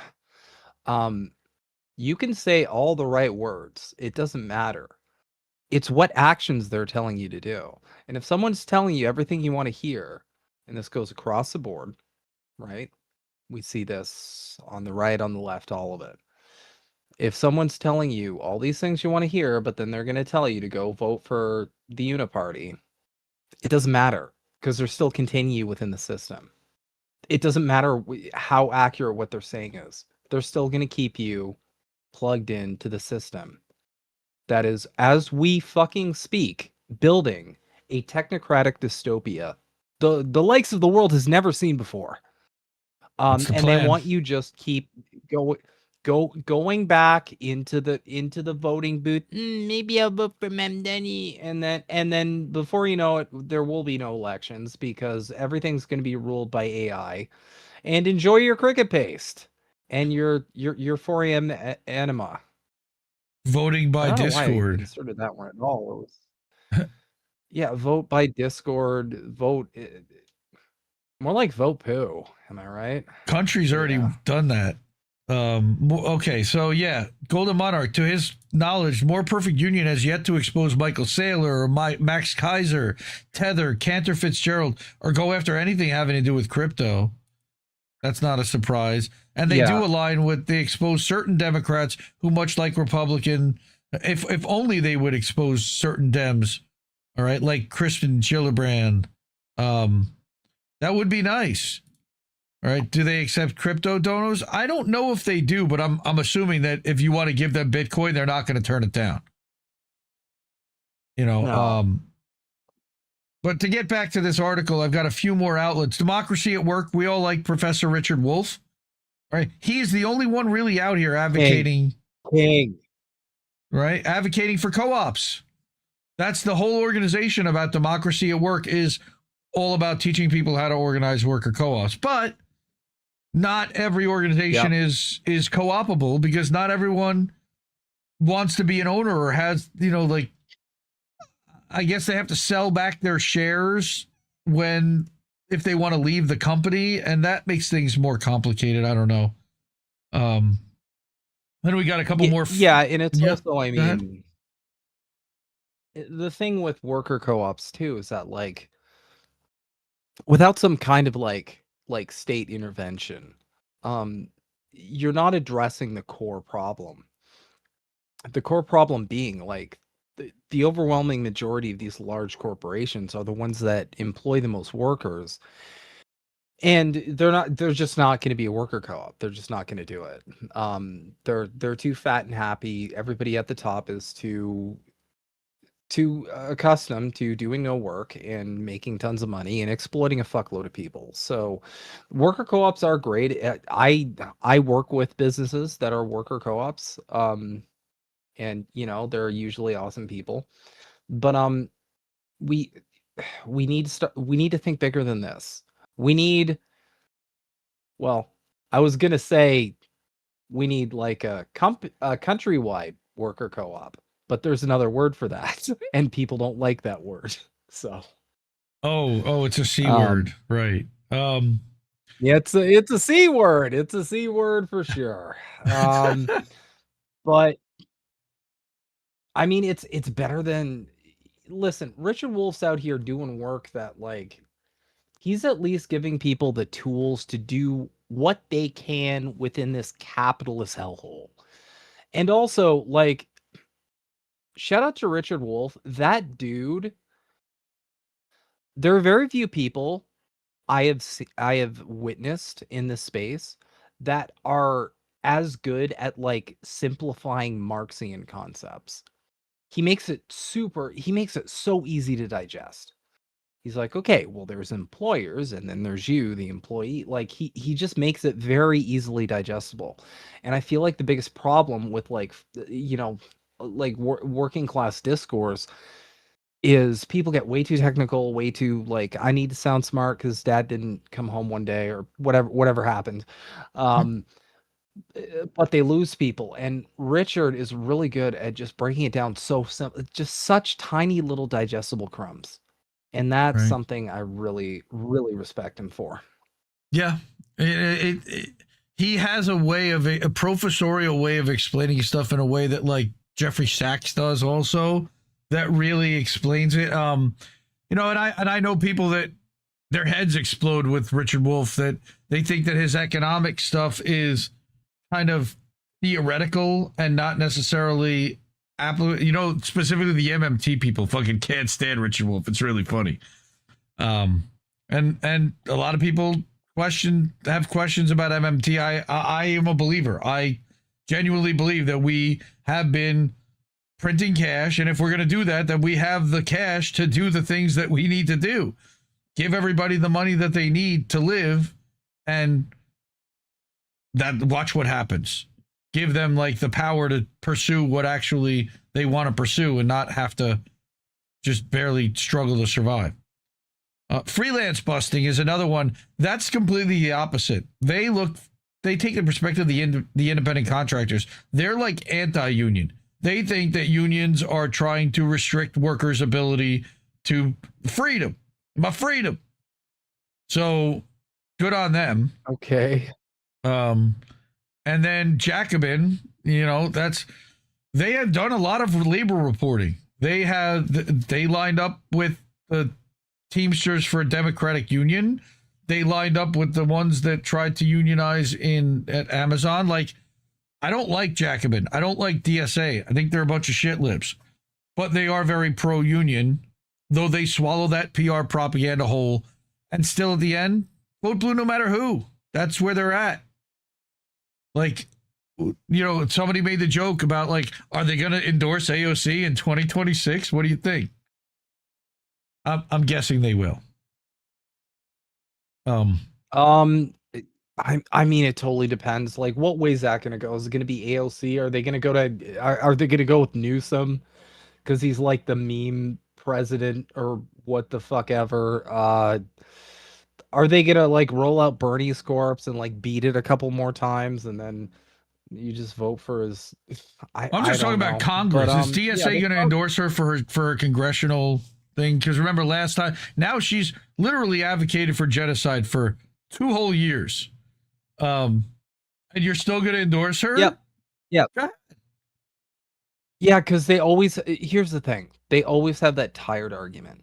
They always have that tired, stupid fucking argument where they misrepresent what revolutionary leaders, what revolutionary philosophers have said, where it's like you need to support the lesser of two evils, which is a fundamental misunderstanding of a lot of theory, but also that's always that stupid argument.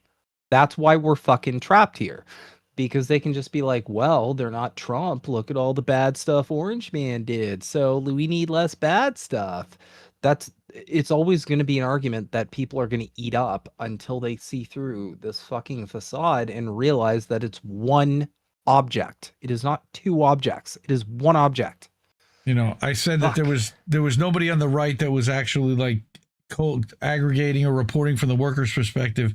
There was a guy named I can't think of his name, but I actually started out calling him out because it was a Payday Report article about how he was a union buster, but he turned around and he ended up like reporting. He realized how fucked up they really were, and he started reporting on all the labor filings so that we had a real base of what was happening, and that was Labor Union News. And I originally wrote that I thought that he had just shut it down because last year he had said, well, if I don't start getting some funding for this or more paid subs, I'd shut it down. I noticed it disappeared in April. Well, turned out he actually died. So like one of the guys that's running this, we lost one of the few people that was actually looking out for what was happening with labor and putting out a regular publication. He's no longer around doing that. And they literally shut down all his work. And as I said, even though I have issues with all of them, I'll at least give them credit for taking on a topic not amplified by the algorithm or focused on by most outlets and journalists. Mm-hmm. Right? To quote a famous congressperson, it's not sexy. You know, it's like Pago. Right? So I'm just going to finish this up because we're almost done. How do we end up here? All right. Well, since Republicans have historically been opposed to labor unions, much of big labor decided to cozy up to the Democrats the past couple decades.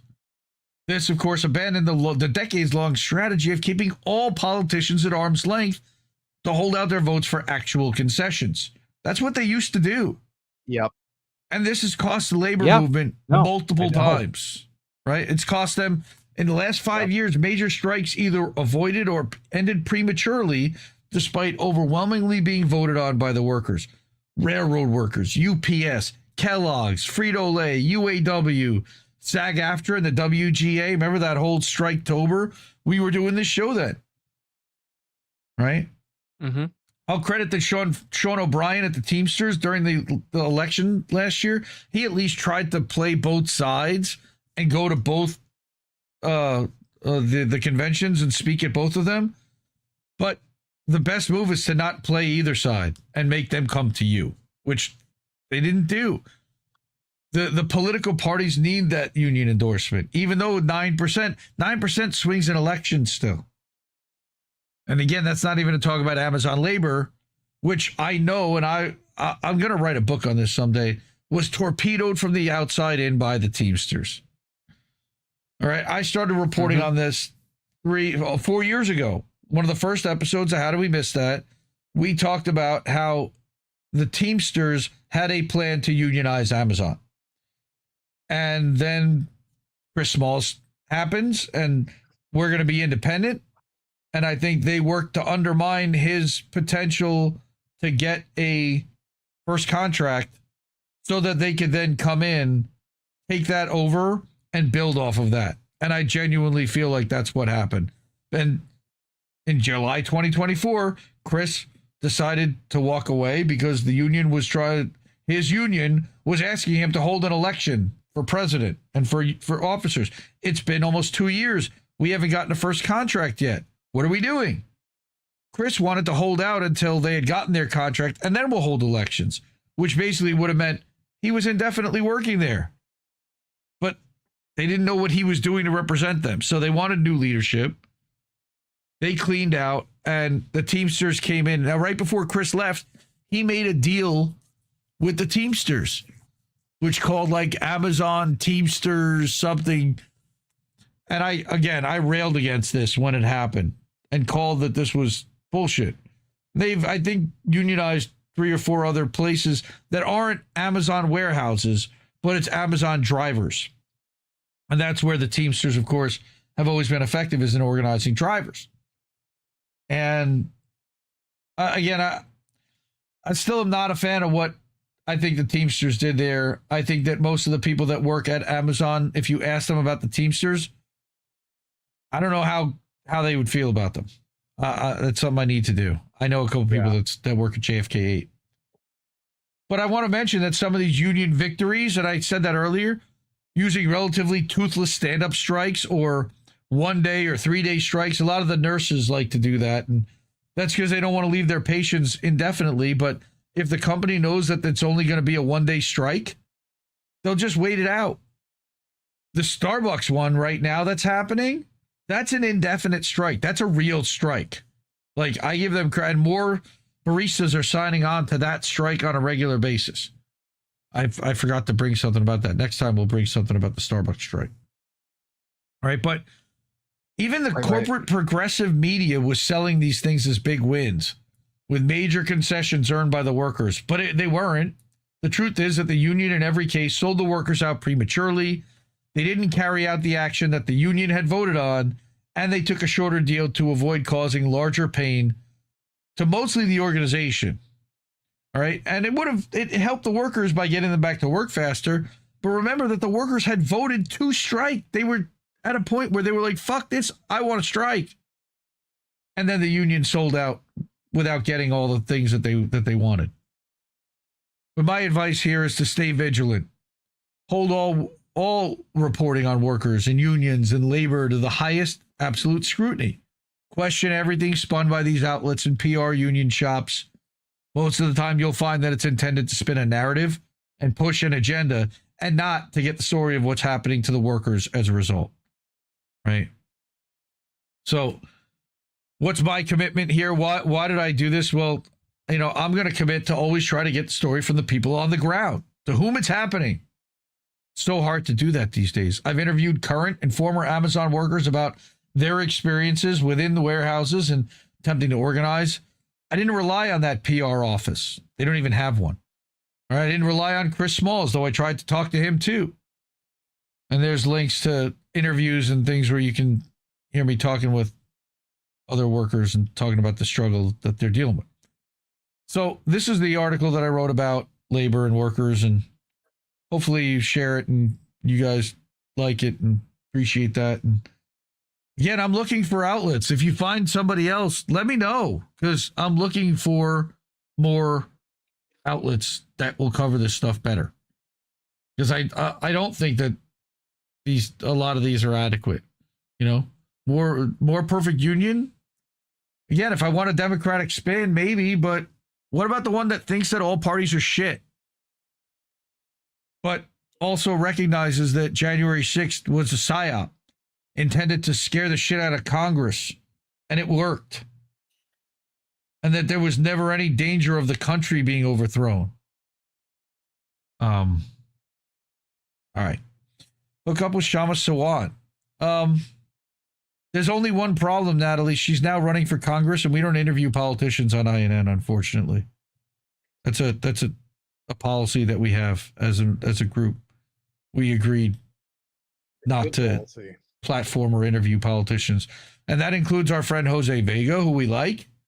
But anyone who's running for Congress, you're asking to join them, and we don't platform politicians here. That's what we do. She's a great organizer, and there's plenty of other shows I'm sure that would love to have her on.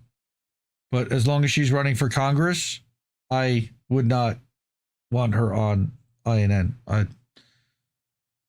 That's just, again, something that we philosophically have decided as a network that we don't want to, because then you get affiliated in some way, shape, or form, and you get biased for that politician. You can't help it, because people are people, and they tend to like the people they interview for the most part. Maybe she'd know an outlet I could use. That's a good point. That's good. That is a good point. We could find out. I know people who know her.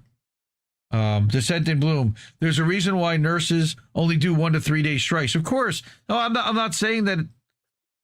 No, I'm not saying that it's against the nurses, but I'm saying that the bosses, knowing that it's only going to be a 1 or a 3 day strike, they just wait it out, and maybe they'll give some concessions, but very rarely do they get what they get by holding out indefinitely, which fucks over patients. I get it. People die as a result if they don't do that.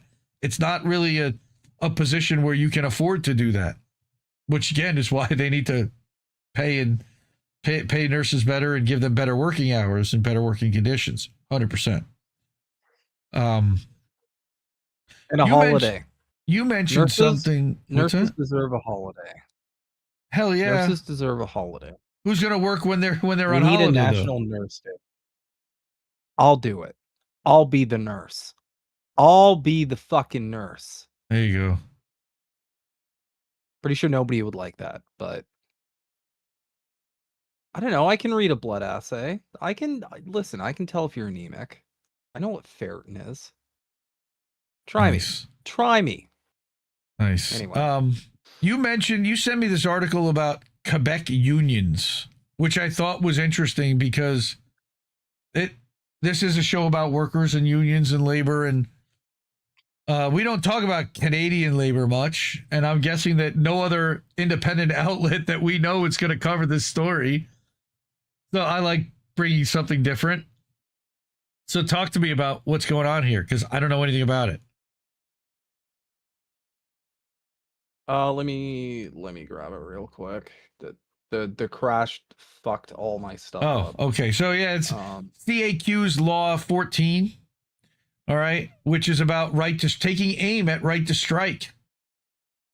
You know, while other legislation looks to attack union funding. Right, so they're out there striking. They're protesting. So this is kind of a trend, and I mean, listen to the Americans. Like everything you're going through, we're just going through the exact same shit. And with every capitalist country, it's essentially just the same crap. Okay, I found it. Let me bring this up here. Yes, I want to visit the site. Stop being an egg. Okay, Yeah, so so essentially what's going on is Law 14 specifically basically gives a tribunal the power to decide which services are essential in the case of a strike or lockout. So the tribunal itself can determine what are essential services. The bill also gives the Minister of Labor the power to submit labor disputes to an arbitrator. So you can imagine how that's a bit of a fucking problem. Yeah, and I can't imagine that Mark Carney, I think he would be able to appoint the Minister of Labor, correct? I don't know. I don't know how they get appointed. Sorry, we. I guess we'll have to do we for this story. We is yes in French for people who aren't aware. We are not fucking around. Right, because of course, Quebec has Law 96 that literally every website for any employees, any site that has more than 50 employees, you have to be in French as well. I fucking hate that shit, man. I'm sorry, but like, and it sucks up here for workers. A thing for Canadians up here, if you don't speak French, you're just locked out of so many jobs. And it's for no other reason than like it's a capitalist reason. It's like, well, if you speak French, that means you can work with more customers. We can get more business, blah, blah, blah, blah, blah. And it's like, what if someone just doesn't want to do the French thing? Their labor is still the same. But yeah. Okay, so the Quebec government, sorry, Quebec. The Quebec government has also tabled Bill 3, which calls for union dues to be divided into principal dues and optional dues. Activities not directly related to collective bargaining would be covered by optional dues, which basically Optional means advocacy dues. work that involves challenge. Yeah. How many unions So you that know means advocacy collect work. optional dues? And how many workers you know have the money to pay optional dues right now? Yeah, it's like this is so just like this is so like just nakedly anti-worker. It's disgustingly anti-worker. Like Jesus Christ.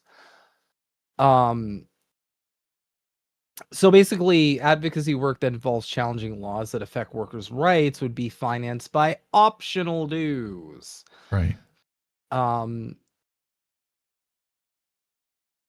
I mean, of course, like Mark Carney's probably going to play ball. You know why? Because Canada celebrated not banker. voting in a conservative.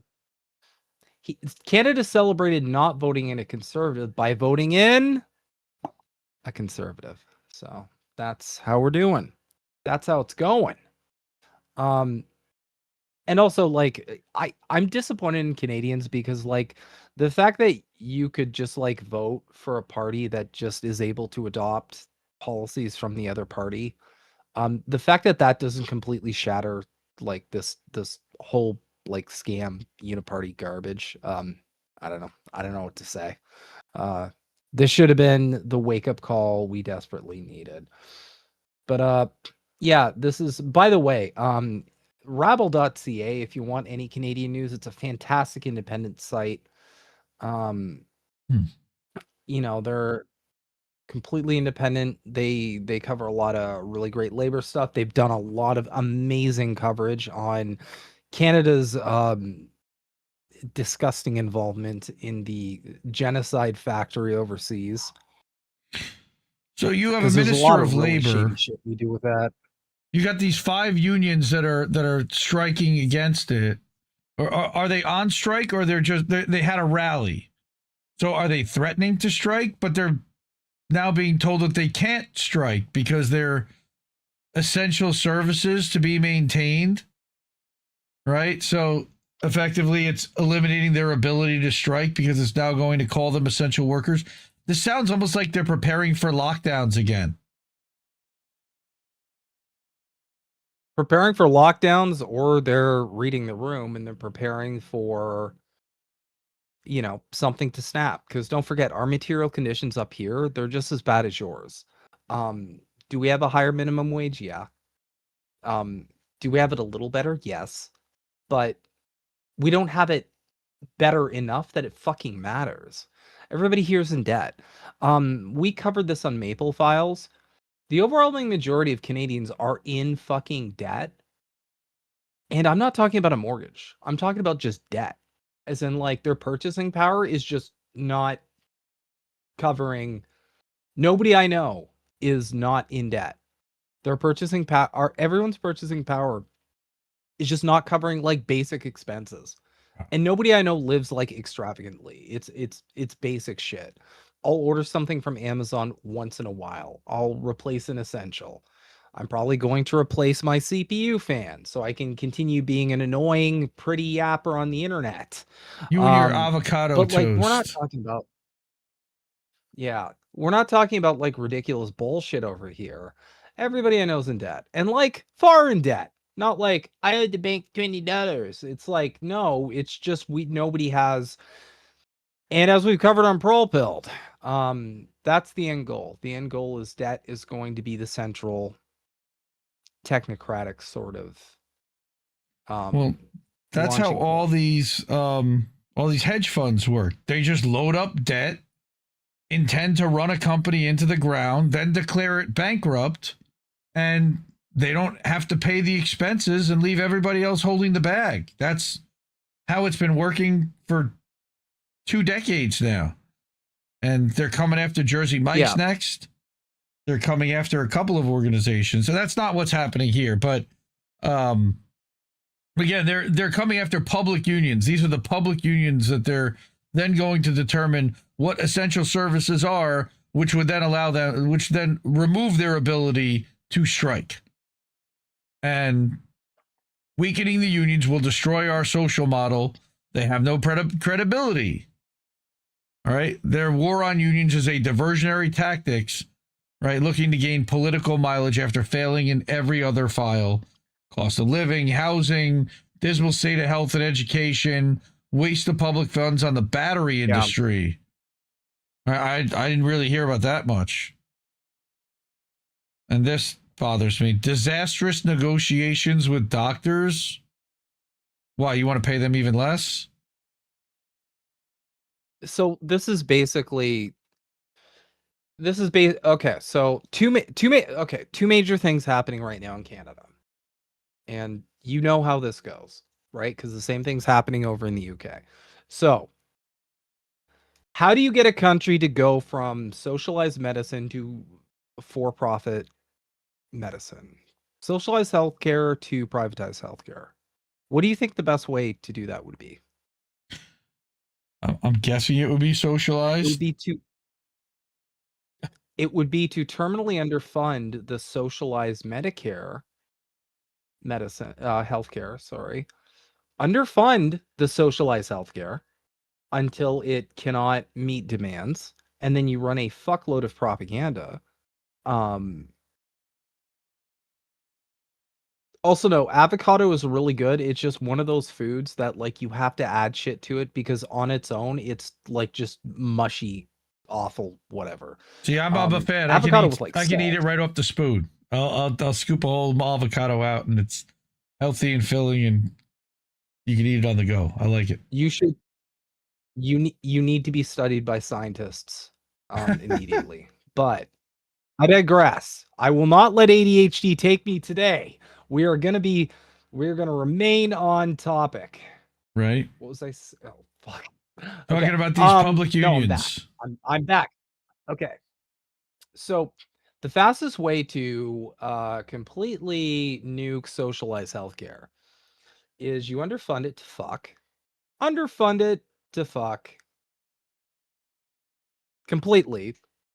And then you basically get the public propagandized into thinking socialized healthcare sucks. Socialized healthcare fucking sucks. And we should privatize. So that's that is what is going on in Canada. They've been doing that in the UK for a while. We are not investing in our socialized healthcare system to the point where it's efficient. So naturally, eventually, like a country has needs when it comes to healthcare, it's a pretty easy off-ramp to just privatize it. And there's a lot of American influence in Canada. They see our natural resources. There's a lot of that weird Fed shit where they're like 51st state. And that's a whole thing. North American Union, Club of Rome. People really need to wake up to the fact that they're pushing this narrative propaganda. It's a much larger agenda that's happening. You know, one world government. So that's the first thing that's happening. They're trying to dismantle the whole socialized healthcare thing because they're trying to privatize it. The second thing that's happening is with regards to this situation in Quebec specifically. Okay, I'll break down this article and you guys will know where I'm going with it. Step 1, you plan to strike because you want better material conditions for your workers, right? Step 2, someone can just determine if you're an essential service or not. If that person has that power now. So if you try and strike, it'll be like, oh, well, one person. So you're an essential service. So sorry, tough luck. But like, how do you determine what's an essential service? That's where they get you, because you could reasonably argue that pretty much anything big enough is an essential. Like, is Amazon an essential service? Probably not, but you could probably argue it. They're gonna try to. You They're know, gonna try to. people need their 3 a.m. dildos or whatever people order off Amazon at 3 a.m. No, they want to force Oh, no, people to stay to please, work. please You don't know, like again, they don't want to give them the ability to strike, to hold out for better conditions, better pay, whatever it is. And why is that? They're being bought off, but that's not what's happening here. They are being bought off. The lawmakers are being bought off in campaign contributions to push austerity measures, right? And that's basically what's going on because Canada's broke. No, am I correct? I mean, okay. Well, In debt? they're not broke.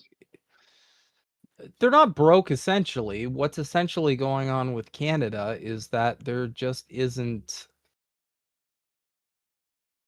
It's that trick when you're trying to it's essentially that trick when you are trying to when you have a country that has enough socialized services, but there's so much privatization and you've leaned so hard into that privatization that there's no cohesion, if that makes sense. Essentially all of our social services, and a lot of business with America, which doesn't help really. But at the end of the day, it's the same problem as the States. Like, right? Y'all are in how high is your fucking debt now?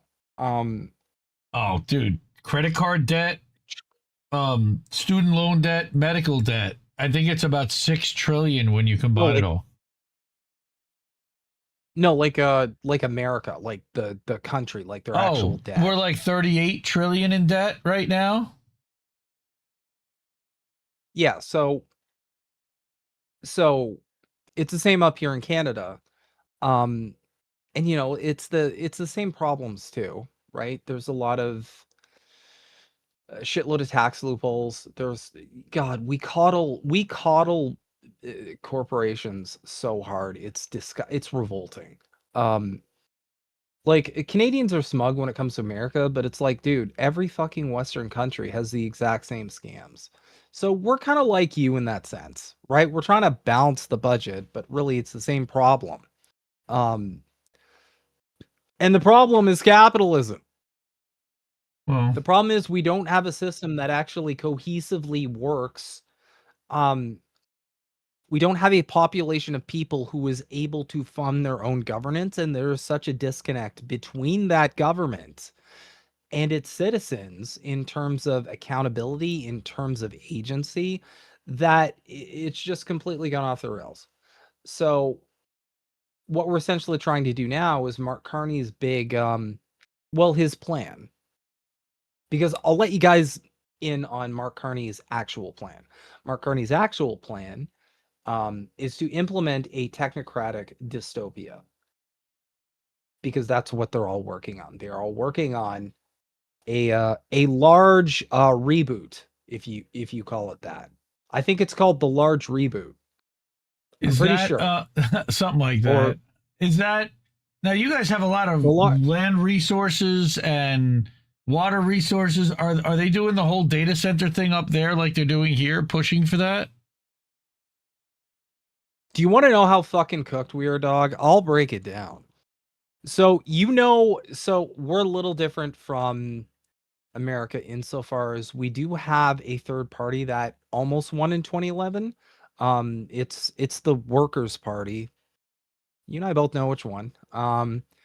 So we got the NDP. Jughead.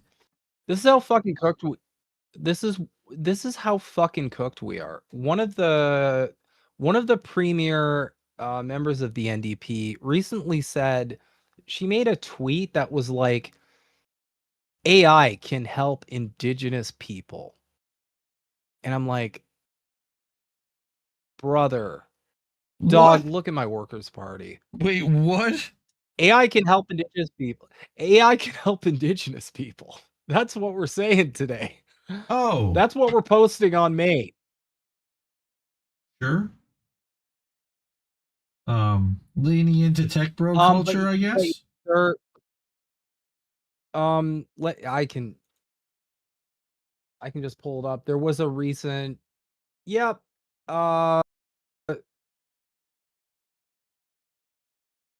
So yeah, like Carney has a whole AI agenda. The federal budget just dedicated over $1 billion to boost Canadian AI. Like, we're leaning into that too. Let's see. Let's see what the data centers are looking like. Canada is rapidly becoming a major hub for AI data centers with significant investments. Alberta, British Columbia, and Quebec, always the three. Always the fucking three. Where the people 30 are. more AI data centers coming together. Yeah. So, I mean, we have essentially the same problems.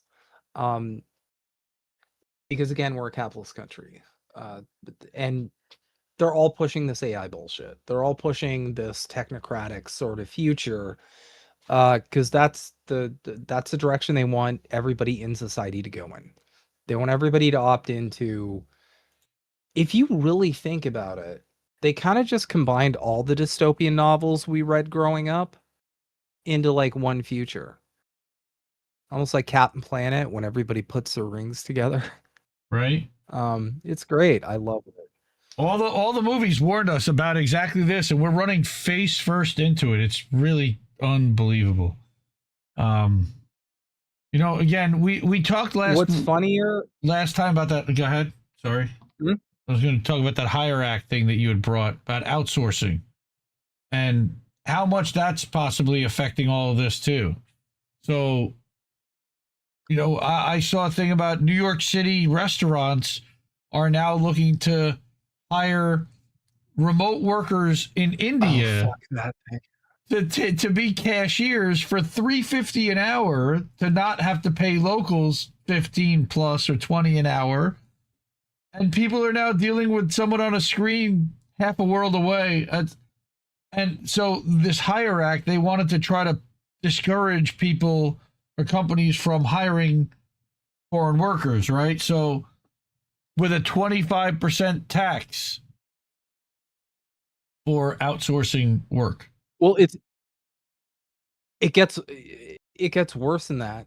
They're now looking to actually like outsource the labor, but have the labor like pilot actual like robots or like automatronics. Avatar. Like basically have people pilot like robotics in the States. They can pay them $3 an hour. So it's gonna be a profit. Of course it's gonna be a fucking profit. And then they have these robots that they have sold to the public are like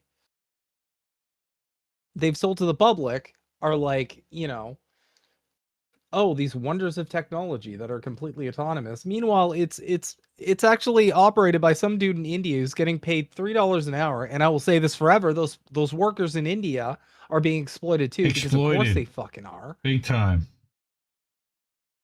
Yeah. Like geoeconomic exploitation is, dude. I'll put it this way: how would you feel if you found out that you were getting paid 1/10 of what your coworker was getting paid just because you live somewhere differently than them and they could fucking get away with it? Because I'd be infuriated. Well, it happens here. I would be like cost of living adjustment, but not like that. Not 10x.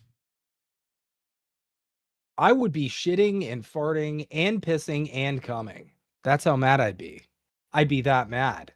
But yeah, let's get into the Hire Act, because I mean, this was so funny. This was so funny. Like all of these measures,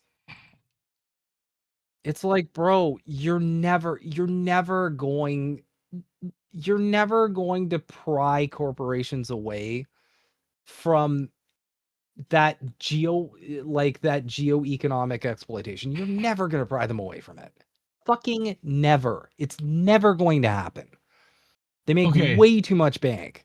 Okay, this immediately tells me it's dog whistle shit. Because this is a senator, Bernie Moreno from Ohio. This is actually Dissented Bloom's senator. Okay? globalist politicians, while college grads in America struggle to find work. C-suite executives have spent decades shipping good-paying jobs overseas.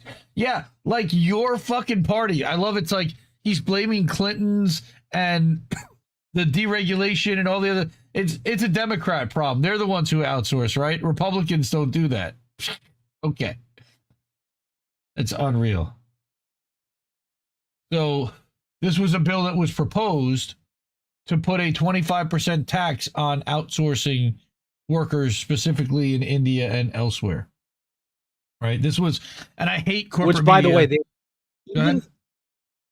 even with that 20%, 25% tax, they're still making a fucking killing. They are still making a killing. They're even with that tax, they can just happily pay that tax. They're still making a killing. If it comes between hiring someone from India and paying a 25% tax over hiring an American, they're still making a killing. Like, people don't get this. This isn't even a fraction as bad as people are making it out to be. It's like, no, the corporations still win. Is it going to affect their bottom line? Sure. That they're always going to grumble about that. Sure.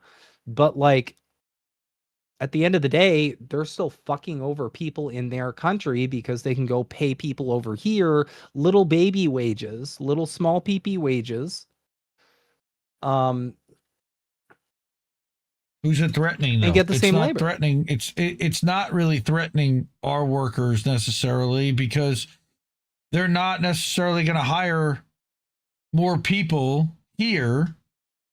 They'll just eliminate the positions, or these companies will just go out. I guess if you can't afford to pay workers here, you shouldn't exist as a company. But yeah, I don't know how that all fits. Again, all right. Again, so you actually had sent me a search for Brave AI or whatever it is, or DuckDuckGo. What is the likelihood of the Hire Act passing? And the thing is that it's uncertain. So the whole thing about this whole conversation about taxing outsourcing is a talking point basically on the Republican side that they're never going to do. Because they're never going to increase their costs by 25% intentionally. Remember, it's the owner class. That's the Republican Party. They're not going to do that. It's toothless, in my opinion. Right? While it's garnered attention, its future remains unclear. They're all business owners. Right. Like, guys, I'm begging people. Like, do not ever expect a business owner to do anything that is in your interest as a fucking worker. They will never do it. Their interests are... they're not different from yours. They are polar opposite to yours. Yep. Okay? These are two classes that have eternally been at a head. All right, man. Listen, we're hitting over 2 hours already tonight, so I'm getting tired. I know I got you till 1, but I'm gonna start to break out. Before we get out of here, I wanted to show a couple things. First off, Indie Media Today, that's my Substack. I publish there pretty much every day. That is over here, indiemediatoday.com. And you get new episodes of Indie News Now stream there. Clips from that show, original articles like the one tonight about labor, you can see is right here under original articles, right, and labor reporting. And yeah, subscribe there. You can, it's free, but you can also support it with a monthly or annual contribution. I know Himbo and ProPilled, you guys also have a Substack too, right? ProPilled.substack.com. Yeah, I just wrote an article about the business plot. We need to pay more attention to our Substack. That's something that's definitely in the works because it's been kind of neglected. But I definitely want to get more into Substack and especially more into writing because I really miss writing. At one point all I did was writing. And it was a joy eternal, as they say. So I did not know that. We also have a website. If you guys want to check out our... Go ahead. Yeah, propilled.pro. If you guys want to check out our... Let me go to it. Trollpill.substack.com. Yeah, if you wanna check this out over there. Again, like we haven't put a lot of work into it, but it's something we plan on doing in the new year, kind of focusing a little more on that. Especially there it is. That's my latest article. The data bankers tried to go fascist, and we do upload all of our work on our channel there as well. As you can see, there's all our clips and hard work. Yeah. So good stuff, man. By the way, we also have a merch shop. The way that you get there is you go to indienewsnow.com, you click on this merch link, and you can get yourself an indie t-shirt, or you can even get a Snow Himbo hoodie. Check that out. $30 too. It's cheap. Black hoodie, good quality. That's US dollars, by the way. $30. Who wouldn't want to wear my face on them all day? I know I would. Everybody knows that's a Zago illustration, by the way. $30. You know, big ups to the Zago brothers for all those illustrations. They even did the indie one in black and white for me. Yeah, Indie News Now is a news website. Are you trying to figure out what to get your family and friends for Christmas? Get them a Snow Himbo. There you go, or an INN beanie. I don't think. Oh my god. Maybe I'll get my mom that. I'm pretty sure Bad Cookies has an INN beanie already. So if you go to hats, there's an INN beanie. I've got one on the way. But yeah, definitely want to get myself one. I couldn't find my indie beanie from that I've been wearing the last couple of years. So you select one size fits all. When you can select it, something's wrong with my browser. Add it to your cart. $19. I mean, these are inexpensive. American made. Fuck America. Fuck yeah. Through the Big Frog store. Shout out to Ryan from the Independent Review, who also administers our store. And then I also wanted to mention the Ko-fi, ko-fi.com, where Oz gave us a tip earlier tonight. You can go to ko-fi.com/Indie News Network, and that does come up in the chat occasionally. There's Oz the Boomer. What's up, brother? Are there INN full face masks? No, we don't have full face masks. Well, you can drop us a $5 one time or a monthly contribution here. Margaret Villa, Snork Y2K, Jax Page. Just in the last day, Sean the Accord Lord, love you guys. Thank you so much, really. Topher and Ralph Mejia, Kieran Pine. Join the fam. Join the party there. And all the people that have supported this network, here they are. Cool. And one's actually missing. There's a Jake who signed up this week. I don't know why this is missing that graphic, but yeah, that's our supporters wall of fame. You can hook us up at Cash App, $Indie News Network, ko-fi.com/Indie News Network, which I just showed you, paypal.me/Indie News Network. That website, indienewsnow.com, has a section to keep the media free, so you can actually subscribe and drop a tip here using our Stripe link. Okay, or you can go to the Substacks, innewsletter.com. We're live there right now, or indiemediatoday.com. And again, that's annual or monthly basis. All right, so this was fun, man. This is going to be our last one of the year. We will be back in 2026, and we'll try to commit to doing one of these a month on Thursday nights when I'm not doing INN one-on-ones or something with Jesse or a tech show. So anything else you want to push? You want to promote? Yeah. Nothing I want to promote. Sorry to everybody that my computer took a shit. I'm gonna have to figure out a way to fix that this weekend. I have 3 theories and I'm going to test all of them. But yeah, I don't know. I want to give everybody a homework assignment, if I may. By the end of 2025, I want everybody to participate in at least one mutual aid exercise. Fair. You don't have to Good throw idea. down cash or whatever. Just look into one. in your area. Find a warm Look into coat. one locally. Somebody Look needs a warm coat. into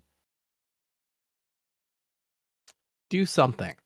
Because the one thing we need to do, the one thing we need to reclaim, and I'm going to devote an entire episode of my show at PearlPilled on YouTube.com to essentially helping us. We need to rediscover community, because I feel like this has been very deliberate. I feel like we've been pushed in a direction where we're all fucking isolated. You know, they're even pushing with these recent like big deals with Netflix and all that. They're really pushing to eliminate like any kind of sense of community. They're even pushing to eliminate like movie theaters so everybody can just like be in their home at all times. Little bug people who just stream everything. We need to rediscover community. That's the only way out of this. We are going to need to be able to work together in the fucking real world. So, homework assignment for all of you. Okay? Find one mutual aid endeavor and just get involved. Just give it a shot. Just try it out.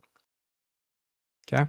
Because we're going to need it is going to take a village for us to get to a better world, and I think the time to start doing that was yesterday. So, Agreed. Well, Natalie Williams, you've already done quite a bit of mutual aid. We know you do, and I shouted you out on Tuesday night because Shanda even thanked you for sending the stuff over to her. But yes, mutual aid for a lot of people who need it. We try to do that here too. So that's a good mission. We're gonna get out of here for tonight, but support independent media because we need it more than ever. I love you all, and have a great night, everyone. See you soon. No, we and just keep fucking lost the questioning stream. everything. Oh, okay. We'll do it again. No, we just fucking lost the stream. I guess this isn't such an awful place. Is that what you want me to say? You prove it's possible to sleep for days, and I still think you're right here awake. The cost of living isn't much to me, but God, it's so hard to say. And when they told you everything was safe, were you safe?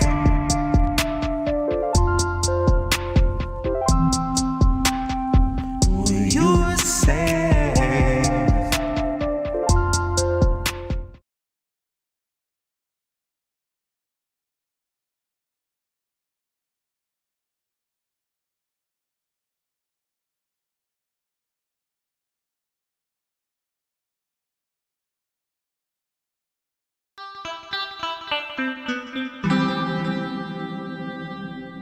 Who are these people?